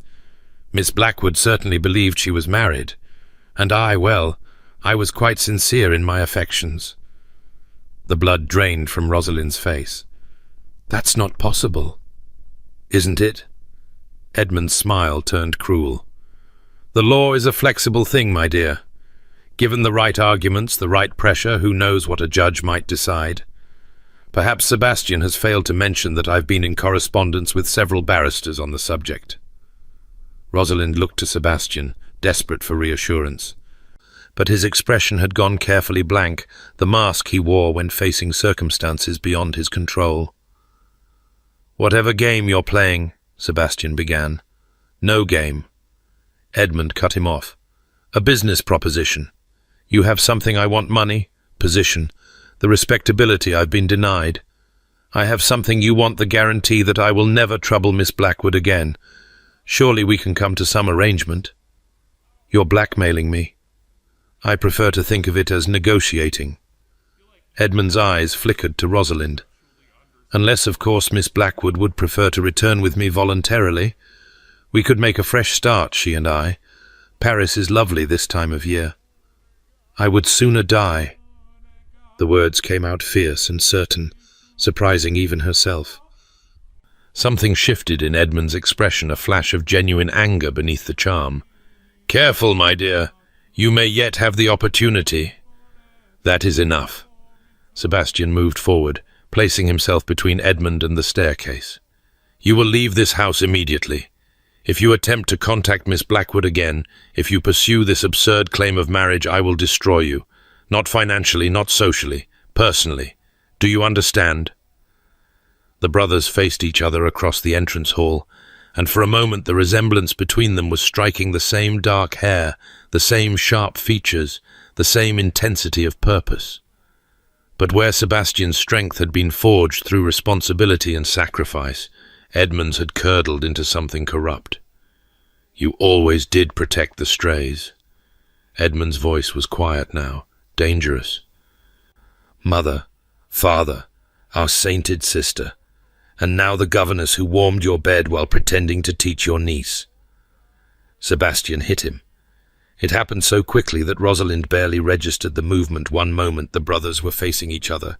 The next Edmund was sprawled on the marble floor, blood streaming from his nose. "Get out!" Sebastian's voice was utterly flat. "If I see you again, I will not stop at one blow." Edmund struggled to his feet, his charm finally cracked, rage twisting his features into something ugly. "You'll regret this," he snarled. "Both of you. I'll see you both destroyed." He was gone within minutes, his hired carriage disappearing down the drive as quickly as it had arrived. But the damage was done. The remaining house party guests had witnessed everything: the accusations, the violence, the barely concealed passion between the Duke and his governess. Rosalind stood frozen on the stairs, Patience pressed against her side, and felt her carefully constructed world crumbling around her. The guests departed that afternoon, fleeing the wreckage of the house party like rats from a sinking ship. Within hours, Thornfield Abbey had emptied of everyone except the family and servants, and silence settled over the great house like a shroud. Rosalind retreated to her room and stayed there, unable to face Sebastian, unable to process what had happened. Edmund's threats echoed in her mind, mixing with the memory of Sebastian's fist, connecting with his brother's face, the raw violence that had lurked beneath his controlled surface. He had defended her again, publicly, violently, irrevocably, and in doing so, he had confirmed every rumor, validated every suspicion, announced to the world that the governess was more to him than an employee. She should leave. The thought circled endlessly through her mind.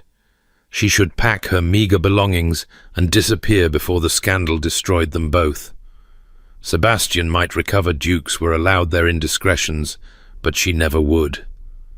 Edmund's threats about the validity of their marriage added a new dimension of fear. What if he was right? What if some court somewhere decided that she was his wife after all? A knock at her door interrupted her spiraling thoughts.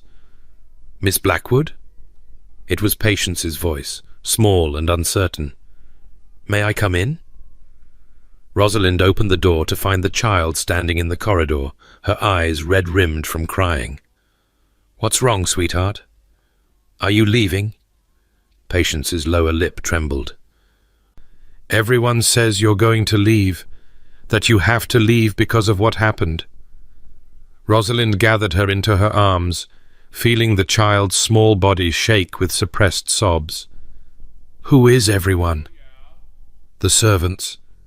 I heard them talking." Patience pulled back to meet her eyes.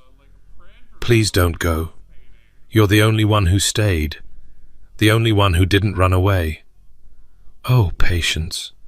Rosalind brushed the hair from the child's face. "I don't want to leave you. But sometimes adults have to make difficult choices." "No."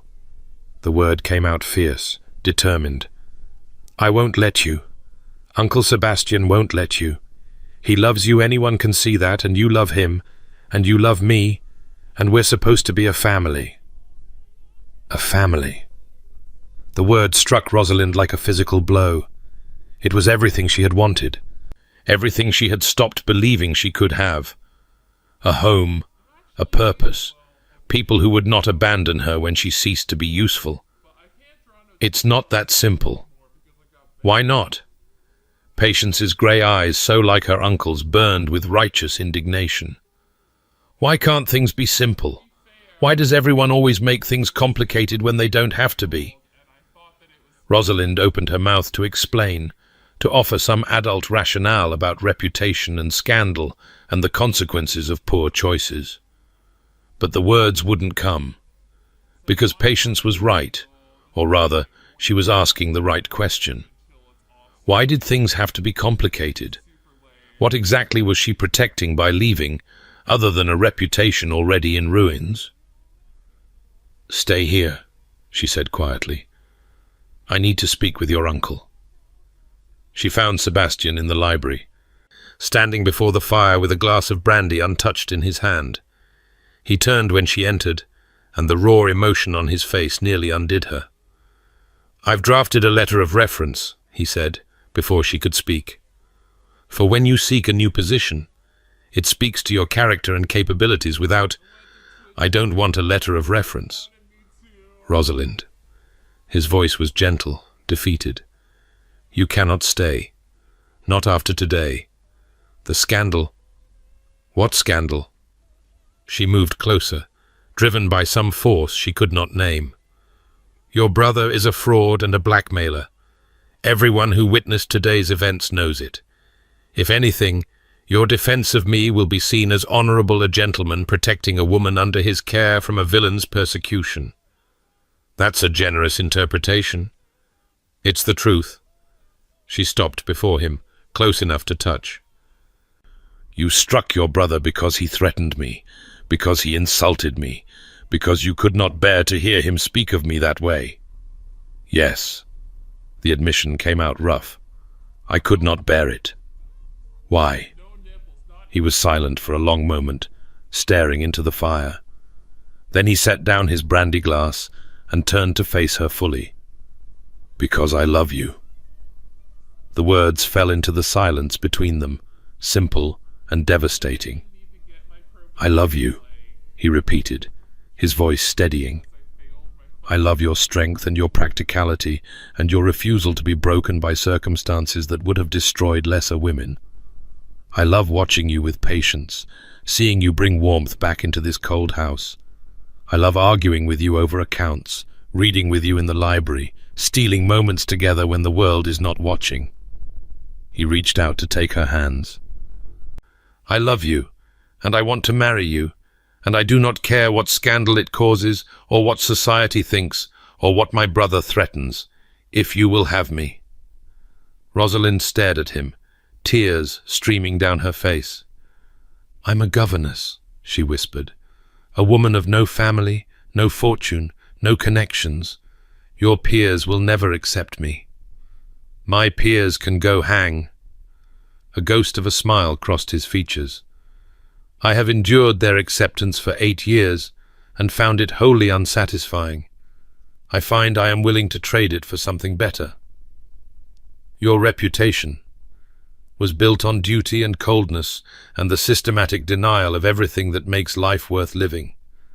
I am tired of it, Rosalind. I am tired of being the man everyone expects me to be. I want to be the man I used to be, the one in that portrait in the gallery, the one who believed in happiness." He lifted her hands to his lips. "You make me remember how."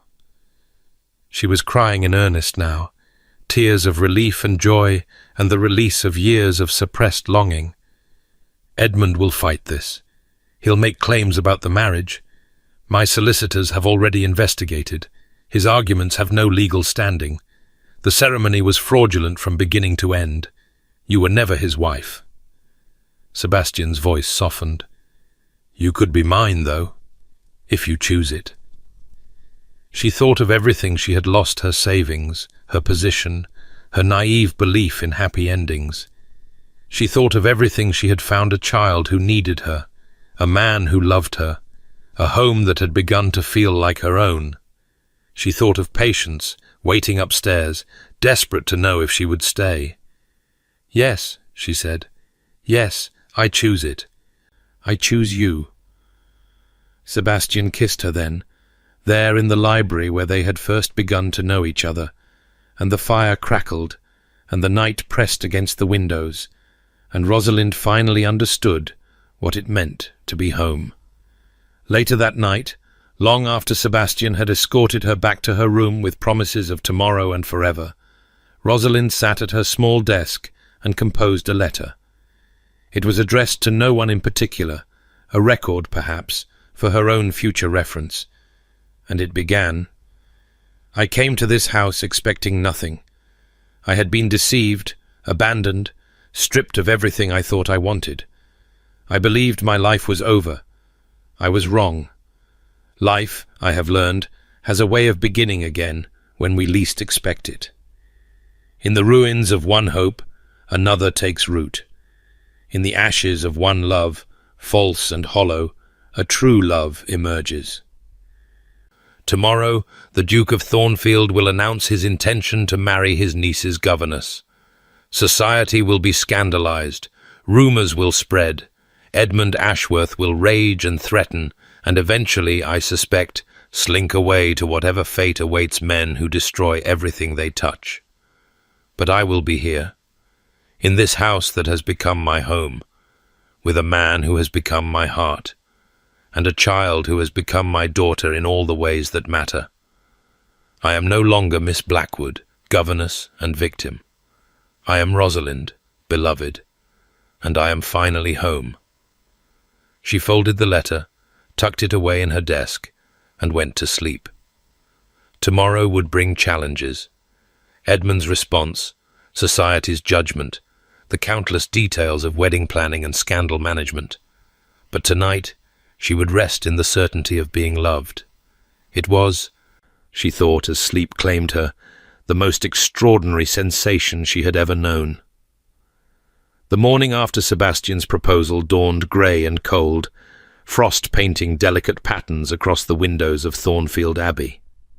Rosalind woke to the sound of birdsong and lay still for a long moment, testing the events of the previous day against the harsh light of reality.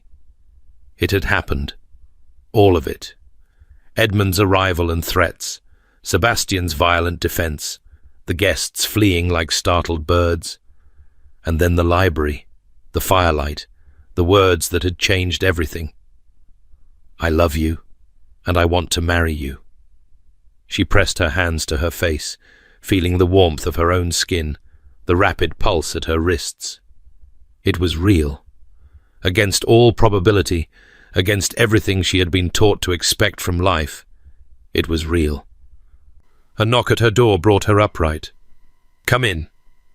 Patience burst through before the words had fully left her mouth, launching herself onto the bed with the unceremonious enthusiasm of childhood. "Is it true? Mrs. Crawford says you're going to marry Uncle Sebastian. She says we're to have a wedding before Christmas. She says I can be a flower girl if I promise not to put beetles in the pews." Beetles in the pews? I did it at Lady Thornwood's daughter's wedding. It was tremendously effective. Patience's grey eyes sparkled with mischief, but beneath the humour lay something fragile, hopeful. "Is it true, though? You're really going to stay?" Rosalind gathered the child into her arms, holding her close. "It's true. Your uncle asked me to marry him last night, and I said yes." Patience was quiet for a moment. Her face pressed against Rosalind's shoulder. When she spoke again, her voice was small. "Does that mean you'll be my aunt?" "I suppose it does." "And you won't leave? Even when I'm difficult? Even when I put snakes in places they shouldn't be?"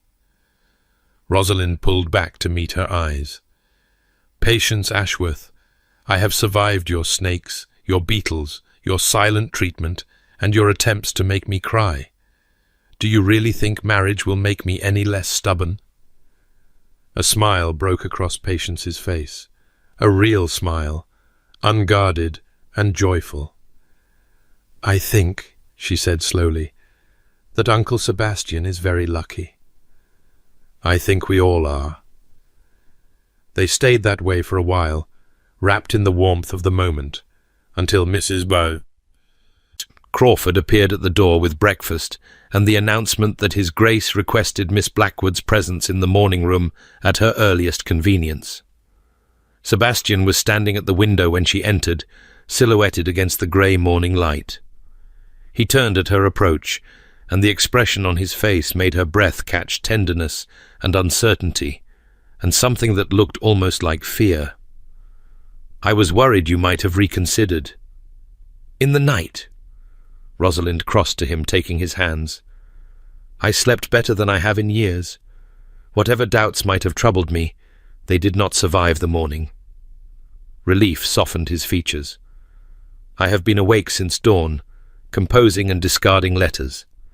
Announcements must be made, arrangements begun. I find myself uncharacteristically uncertain of how to proceed.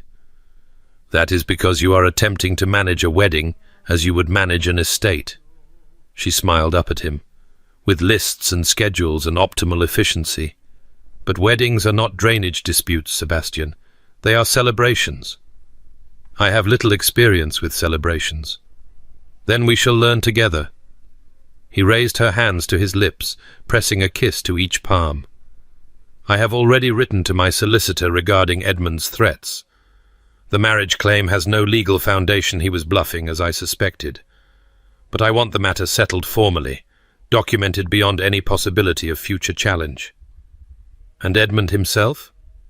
Sebastian's expression hardened. I have offered him a choice, a modest allowance and passage to America, with the understanding that he is never to return to England or contact you again, or I pursue criminal charges for fraud, forgery, and attempted extortion. My solicitors have compiled quite a substantial case. Will he accept the offer? Edmund is many things, but he is not stupid. He knows when he is beaten. Sebastian's jaw tightened. He sailed from Dover this morning. I received word an hour ago. The weight Rosalind had been carrying since Edmund's appearance, the fear that had coiled in her chest like a serpent, finally began to ease. He's gone. He's gone, and he will not trouble us again. She leaned into him, resting her forehead against his chest, feeling the steady beat of his heart beneath her cheek. I thought, when he appeared yesterday, that everything was ruined, that the life we were building would be torn apart before it could truly begin. I would not have allowed that. His arms came around her, holding her close. Whatever Edmund threatened, whatever he attempted, I would have protected you, protected us. By striking your own brother? By any means necessary. His voice was quiet but certain. You are mine now, Rosalind. Mine to protect, mine to cherish, mine to defend against anyone who would harm you. I do not take that responsibility lightly. She pulled back to look at him, this man who had spent 8 years building walls against emotion, who had convinced himself that love was weakness and vulnerability was risk. And yet here he was, laying himself open to her, offering everything he had kept so carefully guarded. I love you, she said. I don't think I've actually said the words yet. I should have last night, but I was so overwhelmed. He silenced her with a kiss, tender and thorough. You said yes, he murmured against her lips. That was eloquence enough. The announcement of the Duke of Thornfield's engagement to his niece's governess sent shockwaves through polite society. Letters arrived at Thornfield Abbey in floods, some congratulatory, some curious, more than a few scandalized. Lady Ashton was said to have taken to her bed for 3 days upon receiving the news, and her daughter Honoria had reportedly thrown a vase at a footman. I confess I find that rather satisfying, Sebastian remarked, reading the latest batch of correspondence with something approaching amusement. Honoria Ashton has been pursuing me since her debut season. The thought of her losing out to a governess must be particularly galling. You should not take pleasure in others' disappointment. Should I not? He looked up at her, one eyebrow raised. This from the woman who smiled quite distinctly when Mrs. Crawford reported that Lady Thornwood had called you that scheming fortune hunter at her Wednesday card party. Rosalind felt her cheeks warm.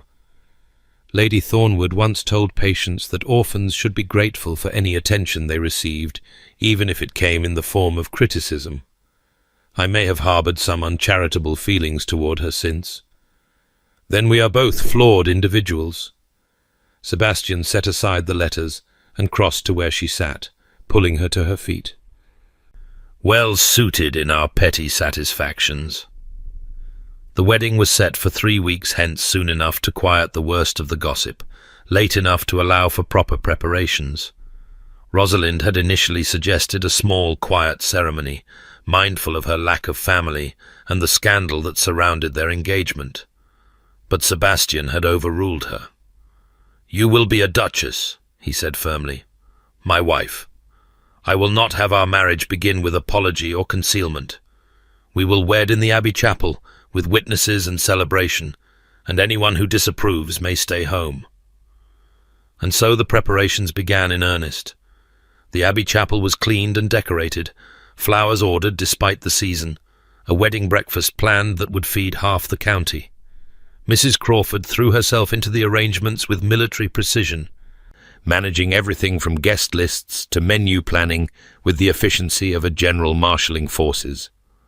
Through it all, Rosalind found herself pulled in 100 different directions, dress fittings and etiquette lessons and consultations about household management. She was to be a duchess, and duchesses apparently required training. "It is ridiculous," she confessed to Patience one afternoon, collapsing into a chair in the schoolroom after 3 hours with a woman who had been hired to instruct her in proper forms of address. "I have managed households before. I have organized children and servants and difficult personalities. Why must I learn 17 different ways to address a viscountess?" "Because society is ridiculous." Patience looked up from her book with a wise expression far beyond her years. "That's what Mother always said. She hated it, all the rules and the customs and the endless pretending. She said the only genuine people she ever met were the servants and the children." "Your mother sounds like someone I would have liked." "You would have loved her." Patience's voice softened. "And she would have loved you. She always said Uncle Sebastian needed someone to crack him open, someone brave enough to see past the ice." Rosalind reached out to brush a strand of hair from the child's face. "I am not particularly brave." "You stayed." Patience met her eyes.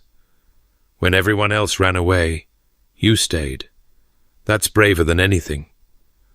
The words settled into Rosalind's heart, warming her against the November chill. She had spent so long thinking of survival as mere endurance, the simple act of continuing when everything conspired against her. But perhaps survival was its own form of courage. Perhaps choosing to remain, to hope, to love despite every reason for fear, perhaps that was the bravest thing of all. The week before the wedding brought an unexpected visitor. Rosalind was in the morning room, reviewing seating arrangements with Mrs. Crawford, when a footman appeared to announce that a Mrs. Pemberton had called. "Mrs. Pemberton?" Rosalind looked up in surprise. "From the house party?" "The same, miss. She says she has business with you specifically." Rosalind exchanged a glance with Mrs. Crawford, who shrugged slightly. "Show her in." Mrs. Pemberton entered with the same knowing smile Rosalind remembered from that fateful dinner, her shrewd eyes taking in the morning room's comfortable arrangements with evident approval. "Miss Blackwood, or should I say, the future Duchess." I confess I was not entirely surprised when the announcement arrived, though my husband nearly choked on his breakfast. "Mrs. Pemberton." Rosalind rose to greet her. "I did not expect to see you again." "No, I imagine not, but I found I could not let the occasion pass without offering my congratulations in person." Mrs. Pemberton settled into the offered chair with the ease of a woman entirely comfortable in any setting, and without sharing a piece of information that may be useful to you. "Information?" "About Edmund Ashworth." Mrs. Pemberton's expression grew serious.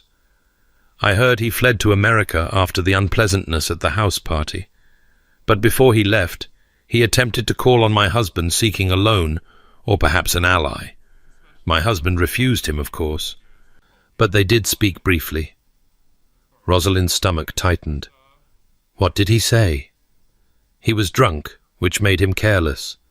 He spoke of you rather ungallantly, I might add, and of his brother, and of his conviction that the Duke's attachment to a governess could not possibly be genuine. He seemed to believe that Sebastian was motivated entirely by guilt and obligation, that once the novelty wore off, he would regret the match." "And you tell me this because?" "Because I want you to know that he is wrong." Mrs. Pemberton leaned forward, her gaze intent. I watched Sebastian Thornfield at that house party. I watched him watching you. I have been observing men and their behavior for 30 years, Miss Blackwood, and I know the difference between guilt and love. Your Duke loves you, genuinely, deeply, and if I am not mistaken, for the first time in his life. Rosalind felt tears prick at her eyes. You barely know either of us. I know what I see, and I see a man who has been dead inside for years suddenly coming back to life. I see a woman who has every reason to distrust happiness, finally allowing herself to accept it. Mrs. Pemberton smiled. I came here today because I wanted you to hear it from someone outside your household. Someone with no reason to flatter or deceive. Sebastian Ashworth loves you. Whatever his brother said, whatever doubts you may harbor, do not let them poison what you are building. The tears spilled over, and Rosalind wiped them away impatiently. Thank you, Mrs. Pemberton. I don't know what to say. Say nothing. Just be happy. Mrs. Pemberton rose, smoothing her skirts. And when you are settled as Duchess, perhaps you might invite me to tea. I find I rather like you, Miss Blackwood. It would be pleasant to have a friend at Thornfield Abbey. After she left, Rosalind sat for a long moment, Mrs. Pemberton's words echoing in her mind. I know the difference between guilt and love. She had been so afraid, in some secret corner of her heart, that Sebastian's feelings were merely an extension of his responsibility, that he had proposed because it was the honourable thing to do, not because he truly wanted her. But Mrs. Pemberton had seen what she had been too close to observe, and her words, offered with the frank certainty of a disinterested witness, finally laid that fear to rest. Sebastian loved her, not from guilt, not from obligation, but truly, genuinely, completely. And in 3 days, she would become his wife.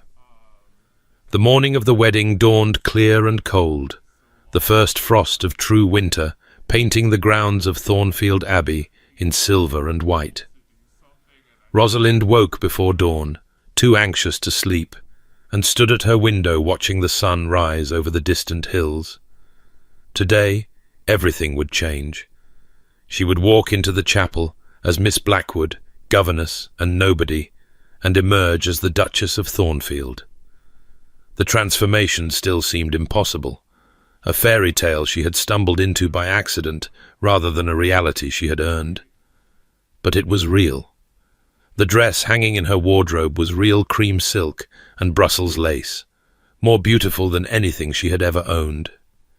The ring that Sebastian had presented her last week was real, a sapphire surrounded by diamonds, a family heirloom that had belonged to his mother and grandmother before her. The life stretching before her, full of love and purpose and belonging, was real. A knock at her door heralded Patience, who entered in her flower girl dress, pale blue silk, with a sash of deeper sapphire, looking equal parts excited and terrified. Mrs. Crawford says you have 1 hour before the ceremony. She sent me to make sure you were awake.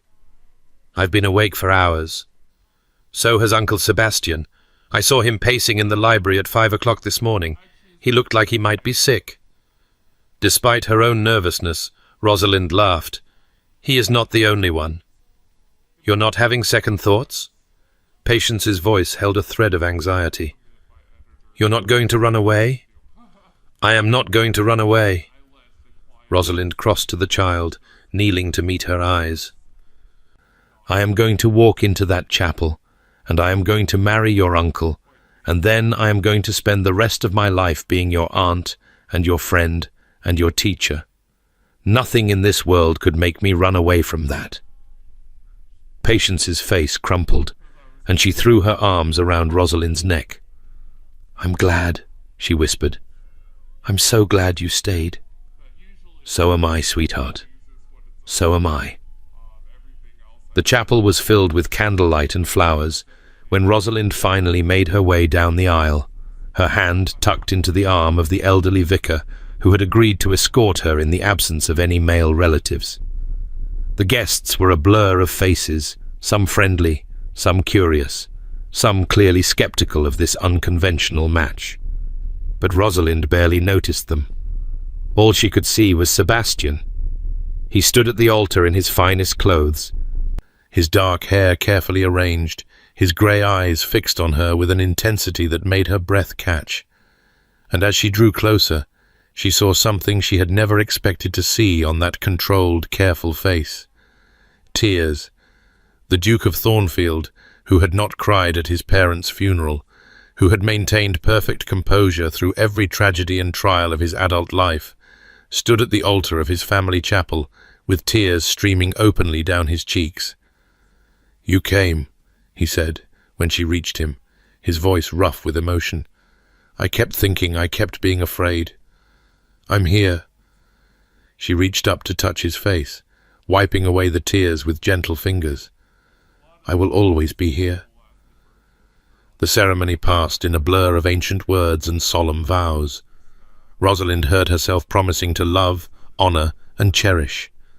Heard Sebastian's voice break slightly as he pledged the same. She felt the weight of the ring sliding onto her finger, felt the vicar's blessing fall over them like a benediction, felt Sebastian's arms around her as they kissed for the first time as husband and wife.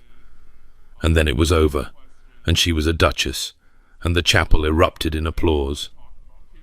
The wedding breakfast was a grand affair, the dining room filled with neighbours and tenants, and the few members of society who had been brave enough to accept the invitation.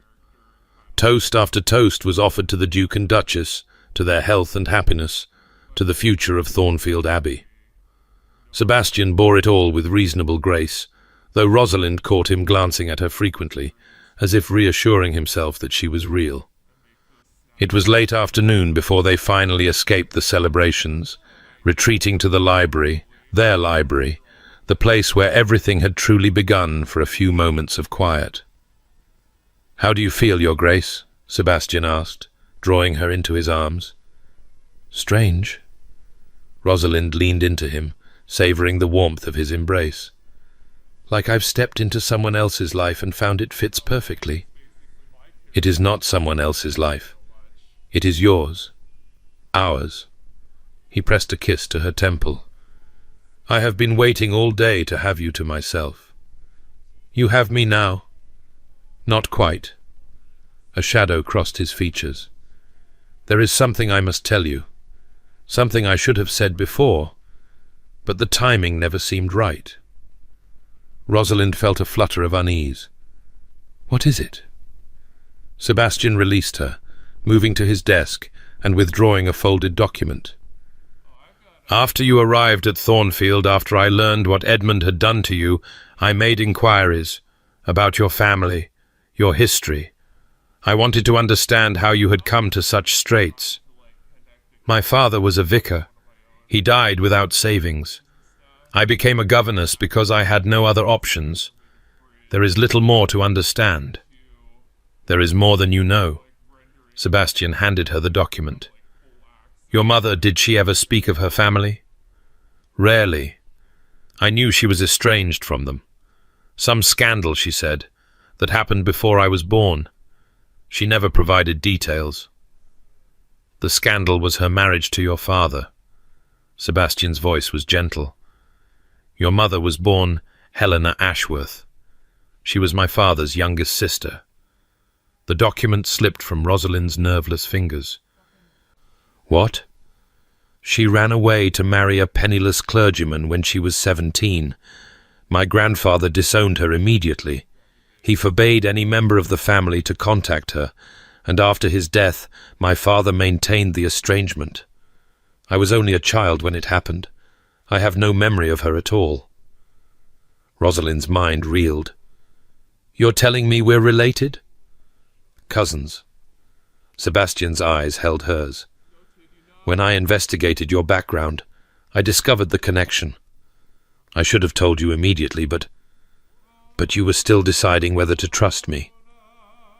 The realization clicked into place. "That's why you believed my story so easily.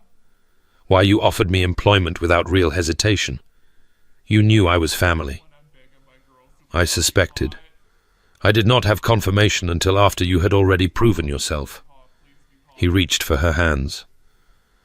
Does it trouble you? The connection? Trouble me? Rosalind stared at him. Sebastian, you've just told me I have family, that I'm not alone in the world, not entirely orphaned as I believed. How could that trouble me? Some might say the relationship is too close. Third cousins, barely a relationship at all by the standards of the aristocracy.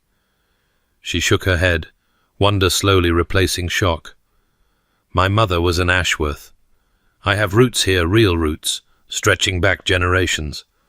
I belong here not just because you chose me, but because you were always meant to be here. Sebastian's voice was soft. That is what I believe. When you arrived at my door, lost and deceived and desperate, I thought I was doing a duty, atoning for my brother's sins. But now I think you were coming home. Rosalind felt tears sliding down her cheeks again. She seemed to do nothing but cry lately, though these were tears of joy rather than sorrow. You should have told me sooner. I know. I was afraid you might think my proposal was motivated by family obligation rather than genuine feeling, that you might doubt my love. I could never doubt your love. She reached up to cup his face, gazing into the grey eyes that had become the centre of her world. Not after today. Not after seeing you cry at the altar like a sentimental fool. He laughed, a real laugh, full and warm, and pulled her close. I am a sentimental fool. You have made me one. Then we are well matched. I have been a fool for far longer than you. They stood together in the fading afternoon light, husband and wife, holding each other in the library where they had first begun to understand what might be possible between them. Outside, the wedding guests were finally departing, carriages rolling down the long drive toward homes and gossip and the ordinary business of living. But for Rosalind, for the Duchess of Thornfield, née Blackwood, born Helena Ashworth's daughter, ordinary life was finally, beautifully over. In its place was something extraordinary, a love she had stopped believing in, a family she had never expected, a future bright with possibility. Come, Sebastian said at last, drawing back to look at her. Patience is waiting. She was very insistent that we not miss dinner, something about a special dessert she helped cook prepare. I suspect it will involve beetles. Almost certainly. He smiled, tucking her hand into his arm. Welcome to your family, Rosalind. I hope you are prepared for the chaos. I have been preparing for chaos my entire life. She smiled back at him, her heart full to bursting. I find I am rather looking forward to it. 7 years later, the nursery at Thornfield Abbey was never quiet anymore.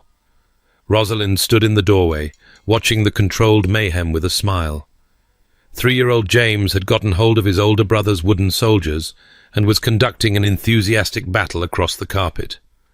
5-year-old Edward was attempting to reclaim his troops while simultaneously defending his position behind the nursery sofa. And 18-month-old Helena, named for the grandmother she would never know, was todding determinedly toward the chaos, drawn by the noise and movement like a moth to flame. Edward, let your brother play with some of the soldiers. James, give the cavalry back to Edward. Yes, that entire regiment. Helena, come here before you get trampled. The children obeyed with the cheerful reluctance of the young, and Rosalind scooped her daughter into her arms, settling into the worn armchair by the fire. Helena immediately began exploring her mother's necklace with sticky fingers. You should let the nursemaids handle them. Rosalind looked up to find Sebastian in the doorway, 15-year-old Patience at his side. Her husband was dressed for riding, his dark hair silvered further at the temples now, his face softened by years of happiness. Patience had grown into a striking young woman, poised on the edge of her first London season, beautiful and confident and utterly beloved. I like handling them. Rosalind smiled at her family, her impossible, wonderful family. I spent too many years caring for other people's children. I intend to enjoy caring for my own. Sebastian crossed the nursery, stepping carefully over the scattered battlefield, and bent to kiss her forehead. Patience and I are riding out to the North Fields. The new drainage system is complete. I thought she might like to see it before her season begins, and agricultural improvements lose their appeal entirely. I will always find drainage appealing, Patience said with mock solemnity. You have raised me to appreciate proper land management, Uncle Sebastian. I cannot simply abandon it because society expects me to care only about gowns and gossip. Heaven forbid. Rosalind reached out to squeeze her hand. Go, both of you. The boys and I will manage perfectly well until dinner. She watched them go, her husband and the daughter of her heart, if not her body, and felt the familiar warmth of contentment settle over her. 7 years of marriage, 3 children, countless small moments of joy and struggle and growth. It still amazed her sometimes, the life she had built from the ruins of Edmund's deception. Edmund himself had never returned from America. Occasional letters reached Sebastian's solicitors' requests for money, mostly, growing progressively more desperate as the years passed. Sebastian had maintained the allowance he'd promised, neither more nor less, and gradually the letters had dwindled to silence. Whatever had become of Edmund Ashworth, he was no longer part of their lives. "Mamma!" Edward appeared at her elbow, his skirmish with James apparently forgotten. "May I ask you something?" "Of course, sweetheart." "Patience says you used to be a governess, before you married Papa." He frowned, working through the implications. "Does that mean we could have had a different mother, if Papa had married someone else?" It was the kind of question children asked, innocent and devastating in equal measure. Rosalind considered her answer carefully. "I suppose in theory your father could have married someone else, but he didn't. He married me." "Because he loved you?"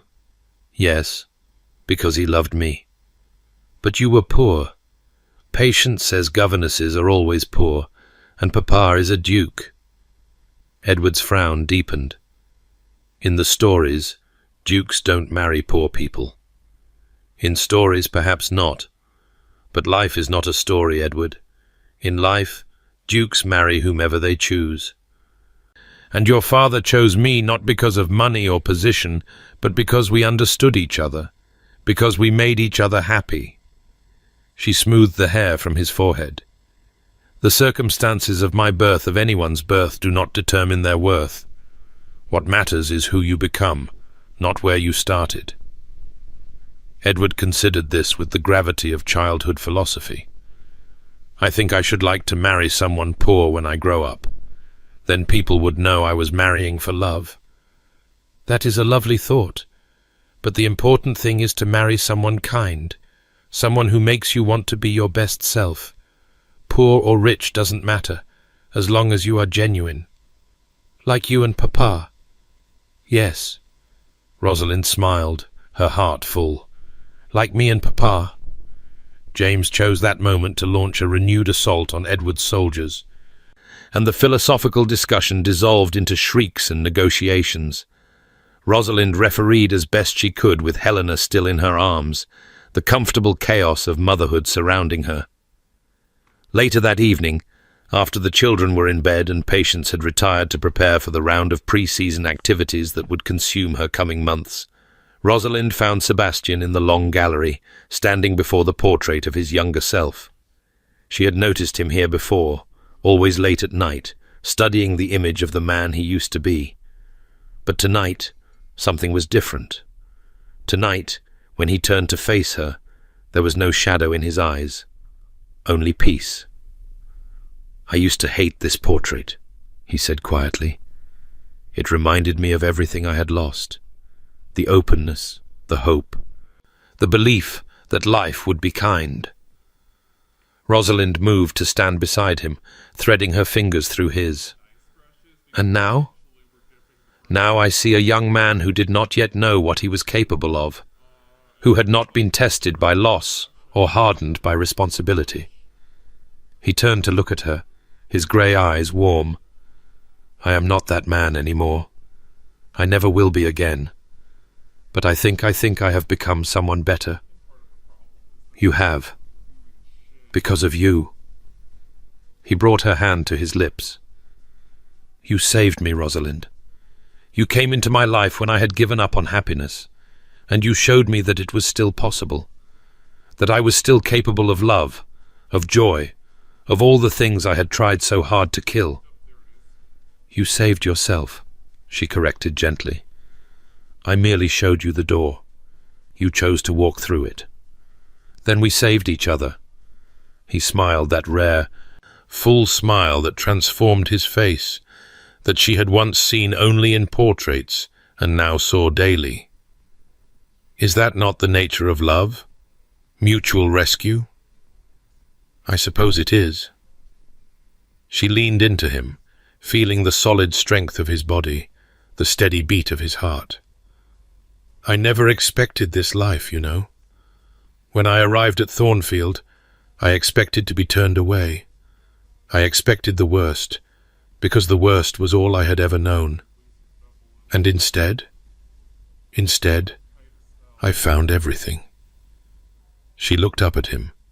This man who had been cold and become warm, who had been closed and become open, who had loved her against all reason and probability. A husband, children, a family that chose me when I had no one, a home where I belong. You will always belong here. Sebastian's voice was rough with emotion. You will always belong with me. They stood together in the gallery, surrounded by generations of Ashworths, their joined hands a bridge between past and future. The portrait of young Sebastian looked down at them innocent, hopeful, unaware of the trials to come or the love that would heal them. And Rosalind thought of the woman she had been 7 years ago, standing in this same gallery, looking at that same portrait, wondering what had happened to turn a warm young man into a cold duke.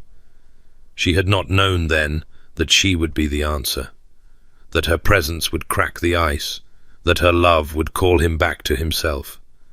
She had come to Thornfield expecting nothing, expecting ruin and rejection, shame and solitude. Instead, she had found her way home. Come to bed, Sebastian murmured against her hair. The children will wake early, and I have plans that require energy. She laughed, the sound echoing through the gallery. Plans? Many plans. He drew back to look at her, his eyes gleaming with mischief she had learned to love. I have 7 years of happiness to make up for, and I find I am only getting started.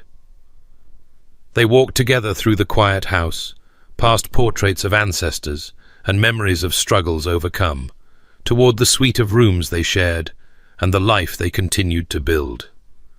Outside, the winter stars blazed cold and clear over the grounds of Thornfield Abbey. Inside, warmth and love held the darkness at bay. And in the nursery, 3 children slept peacefully, secure in the knowledge that they were wanted, that they were loved, that they would never know the loneliness their parents had escaped.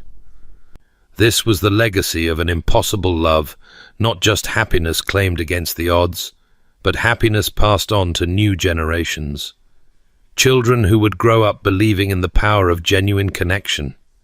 A family built not on fortune or position, but on the foundation of 2 people who had chosen each other when logic demanded otherwise. Rosalind had once written that she was no longer a governess and a victim, but beloved, and finally home.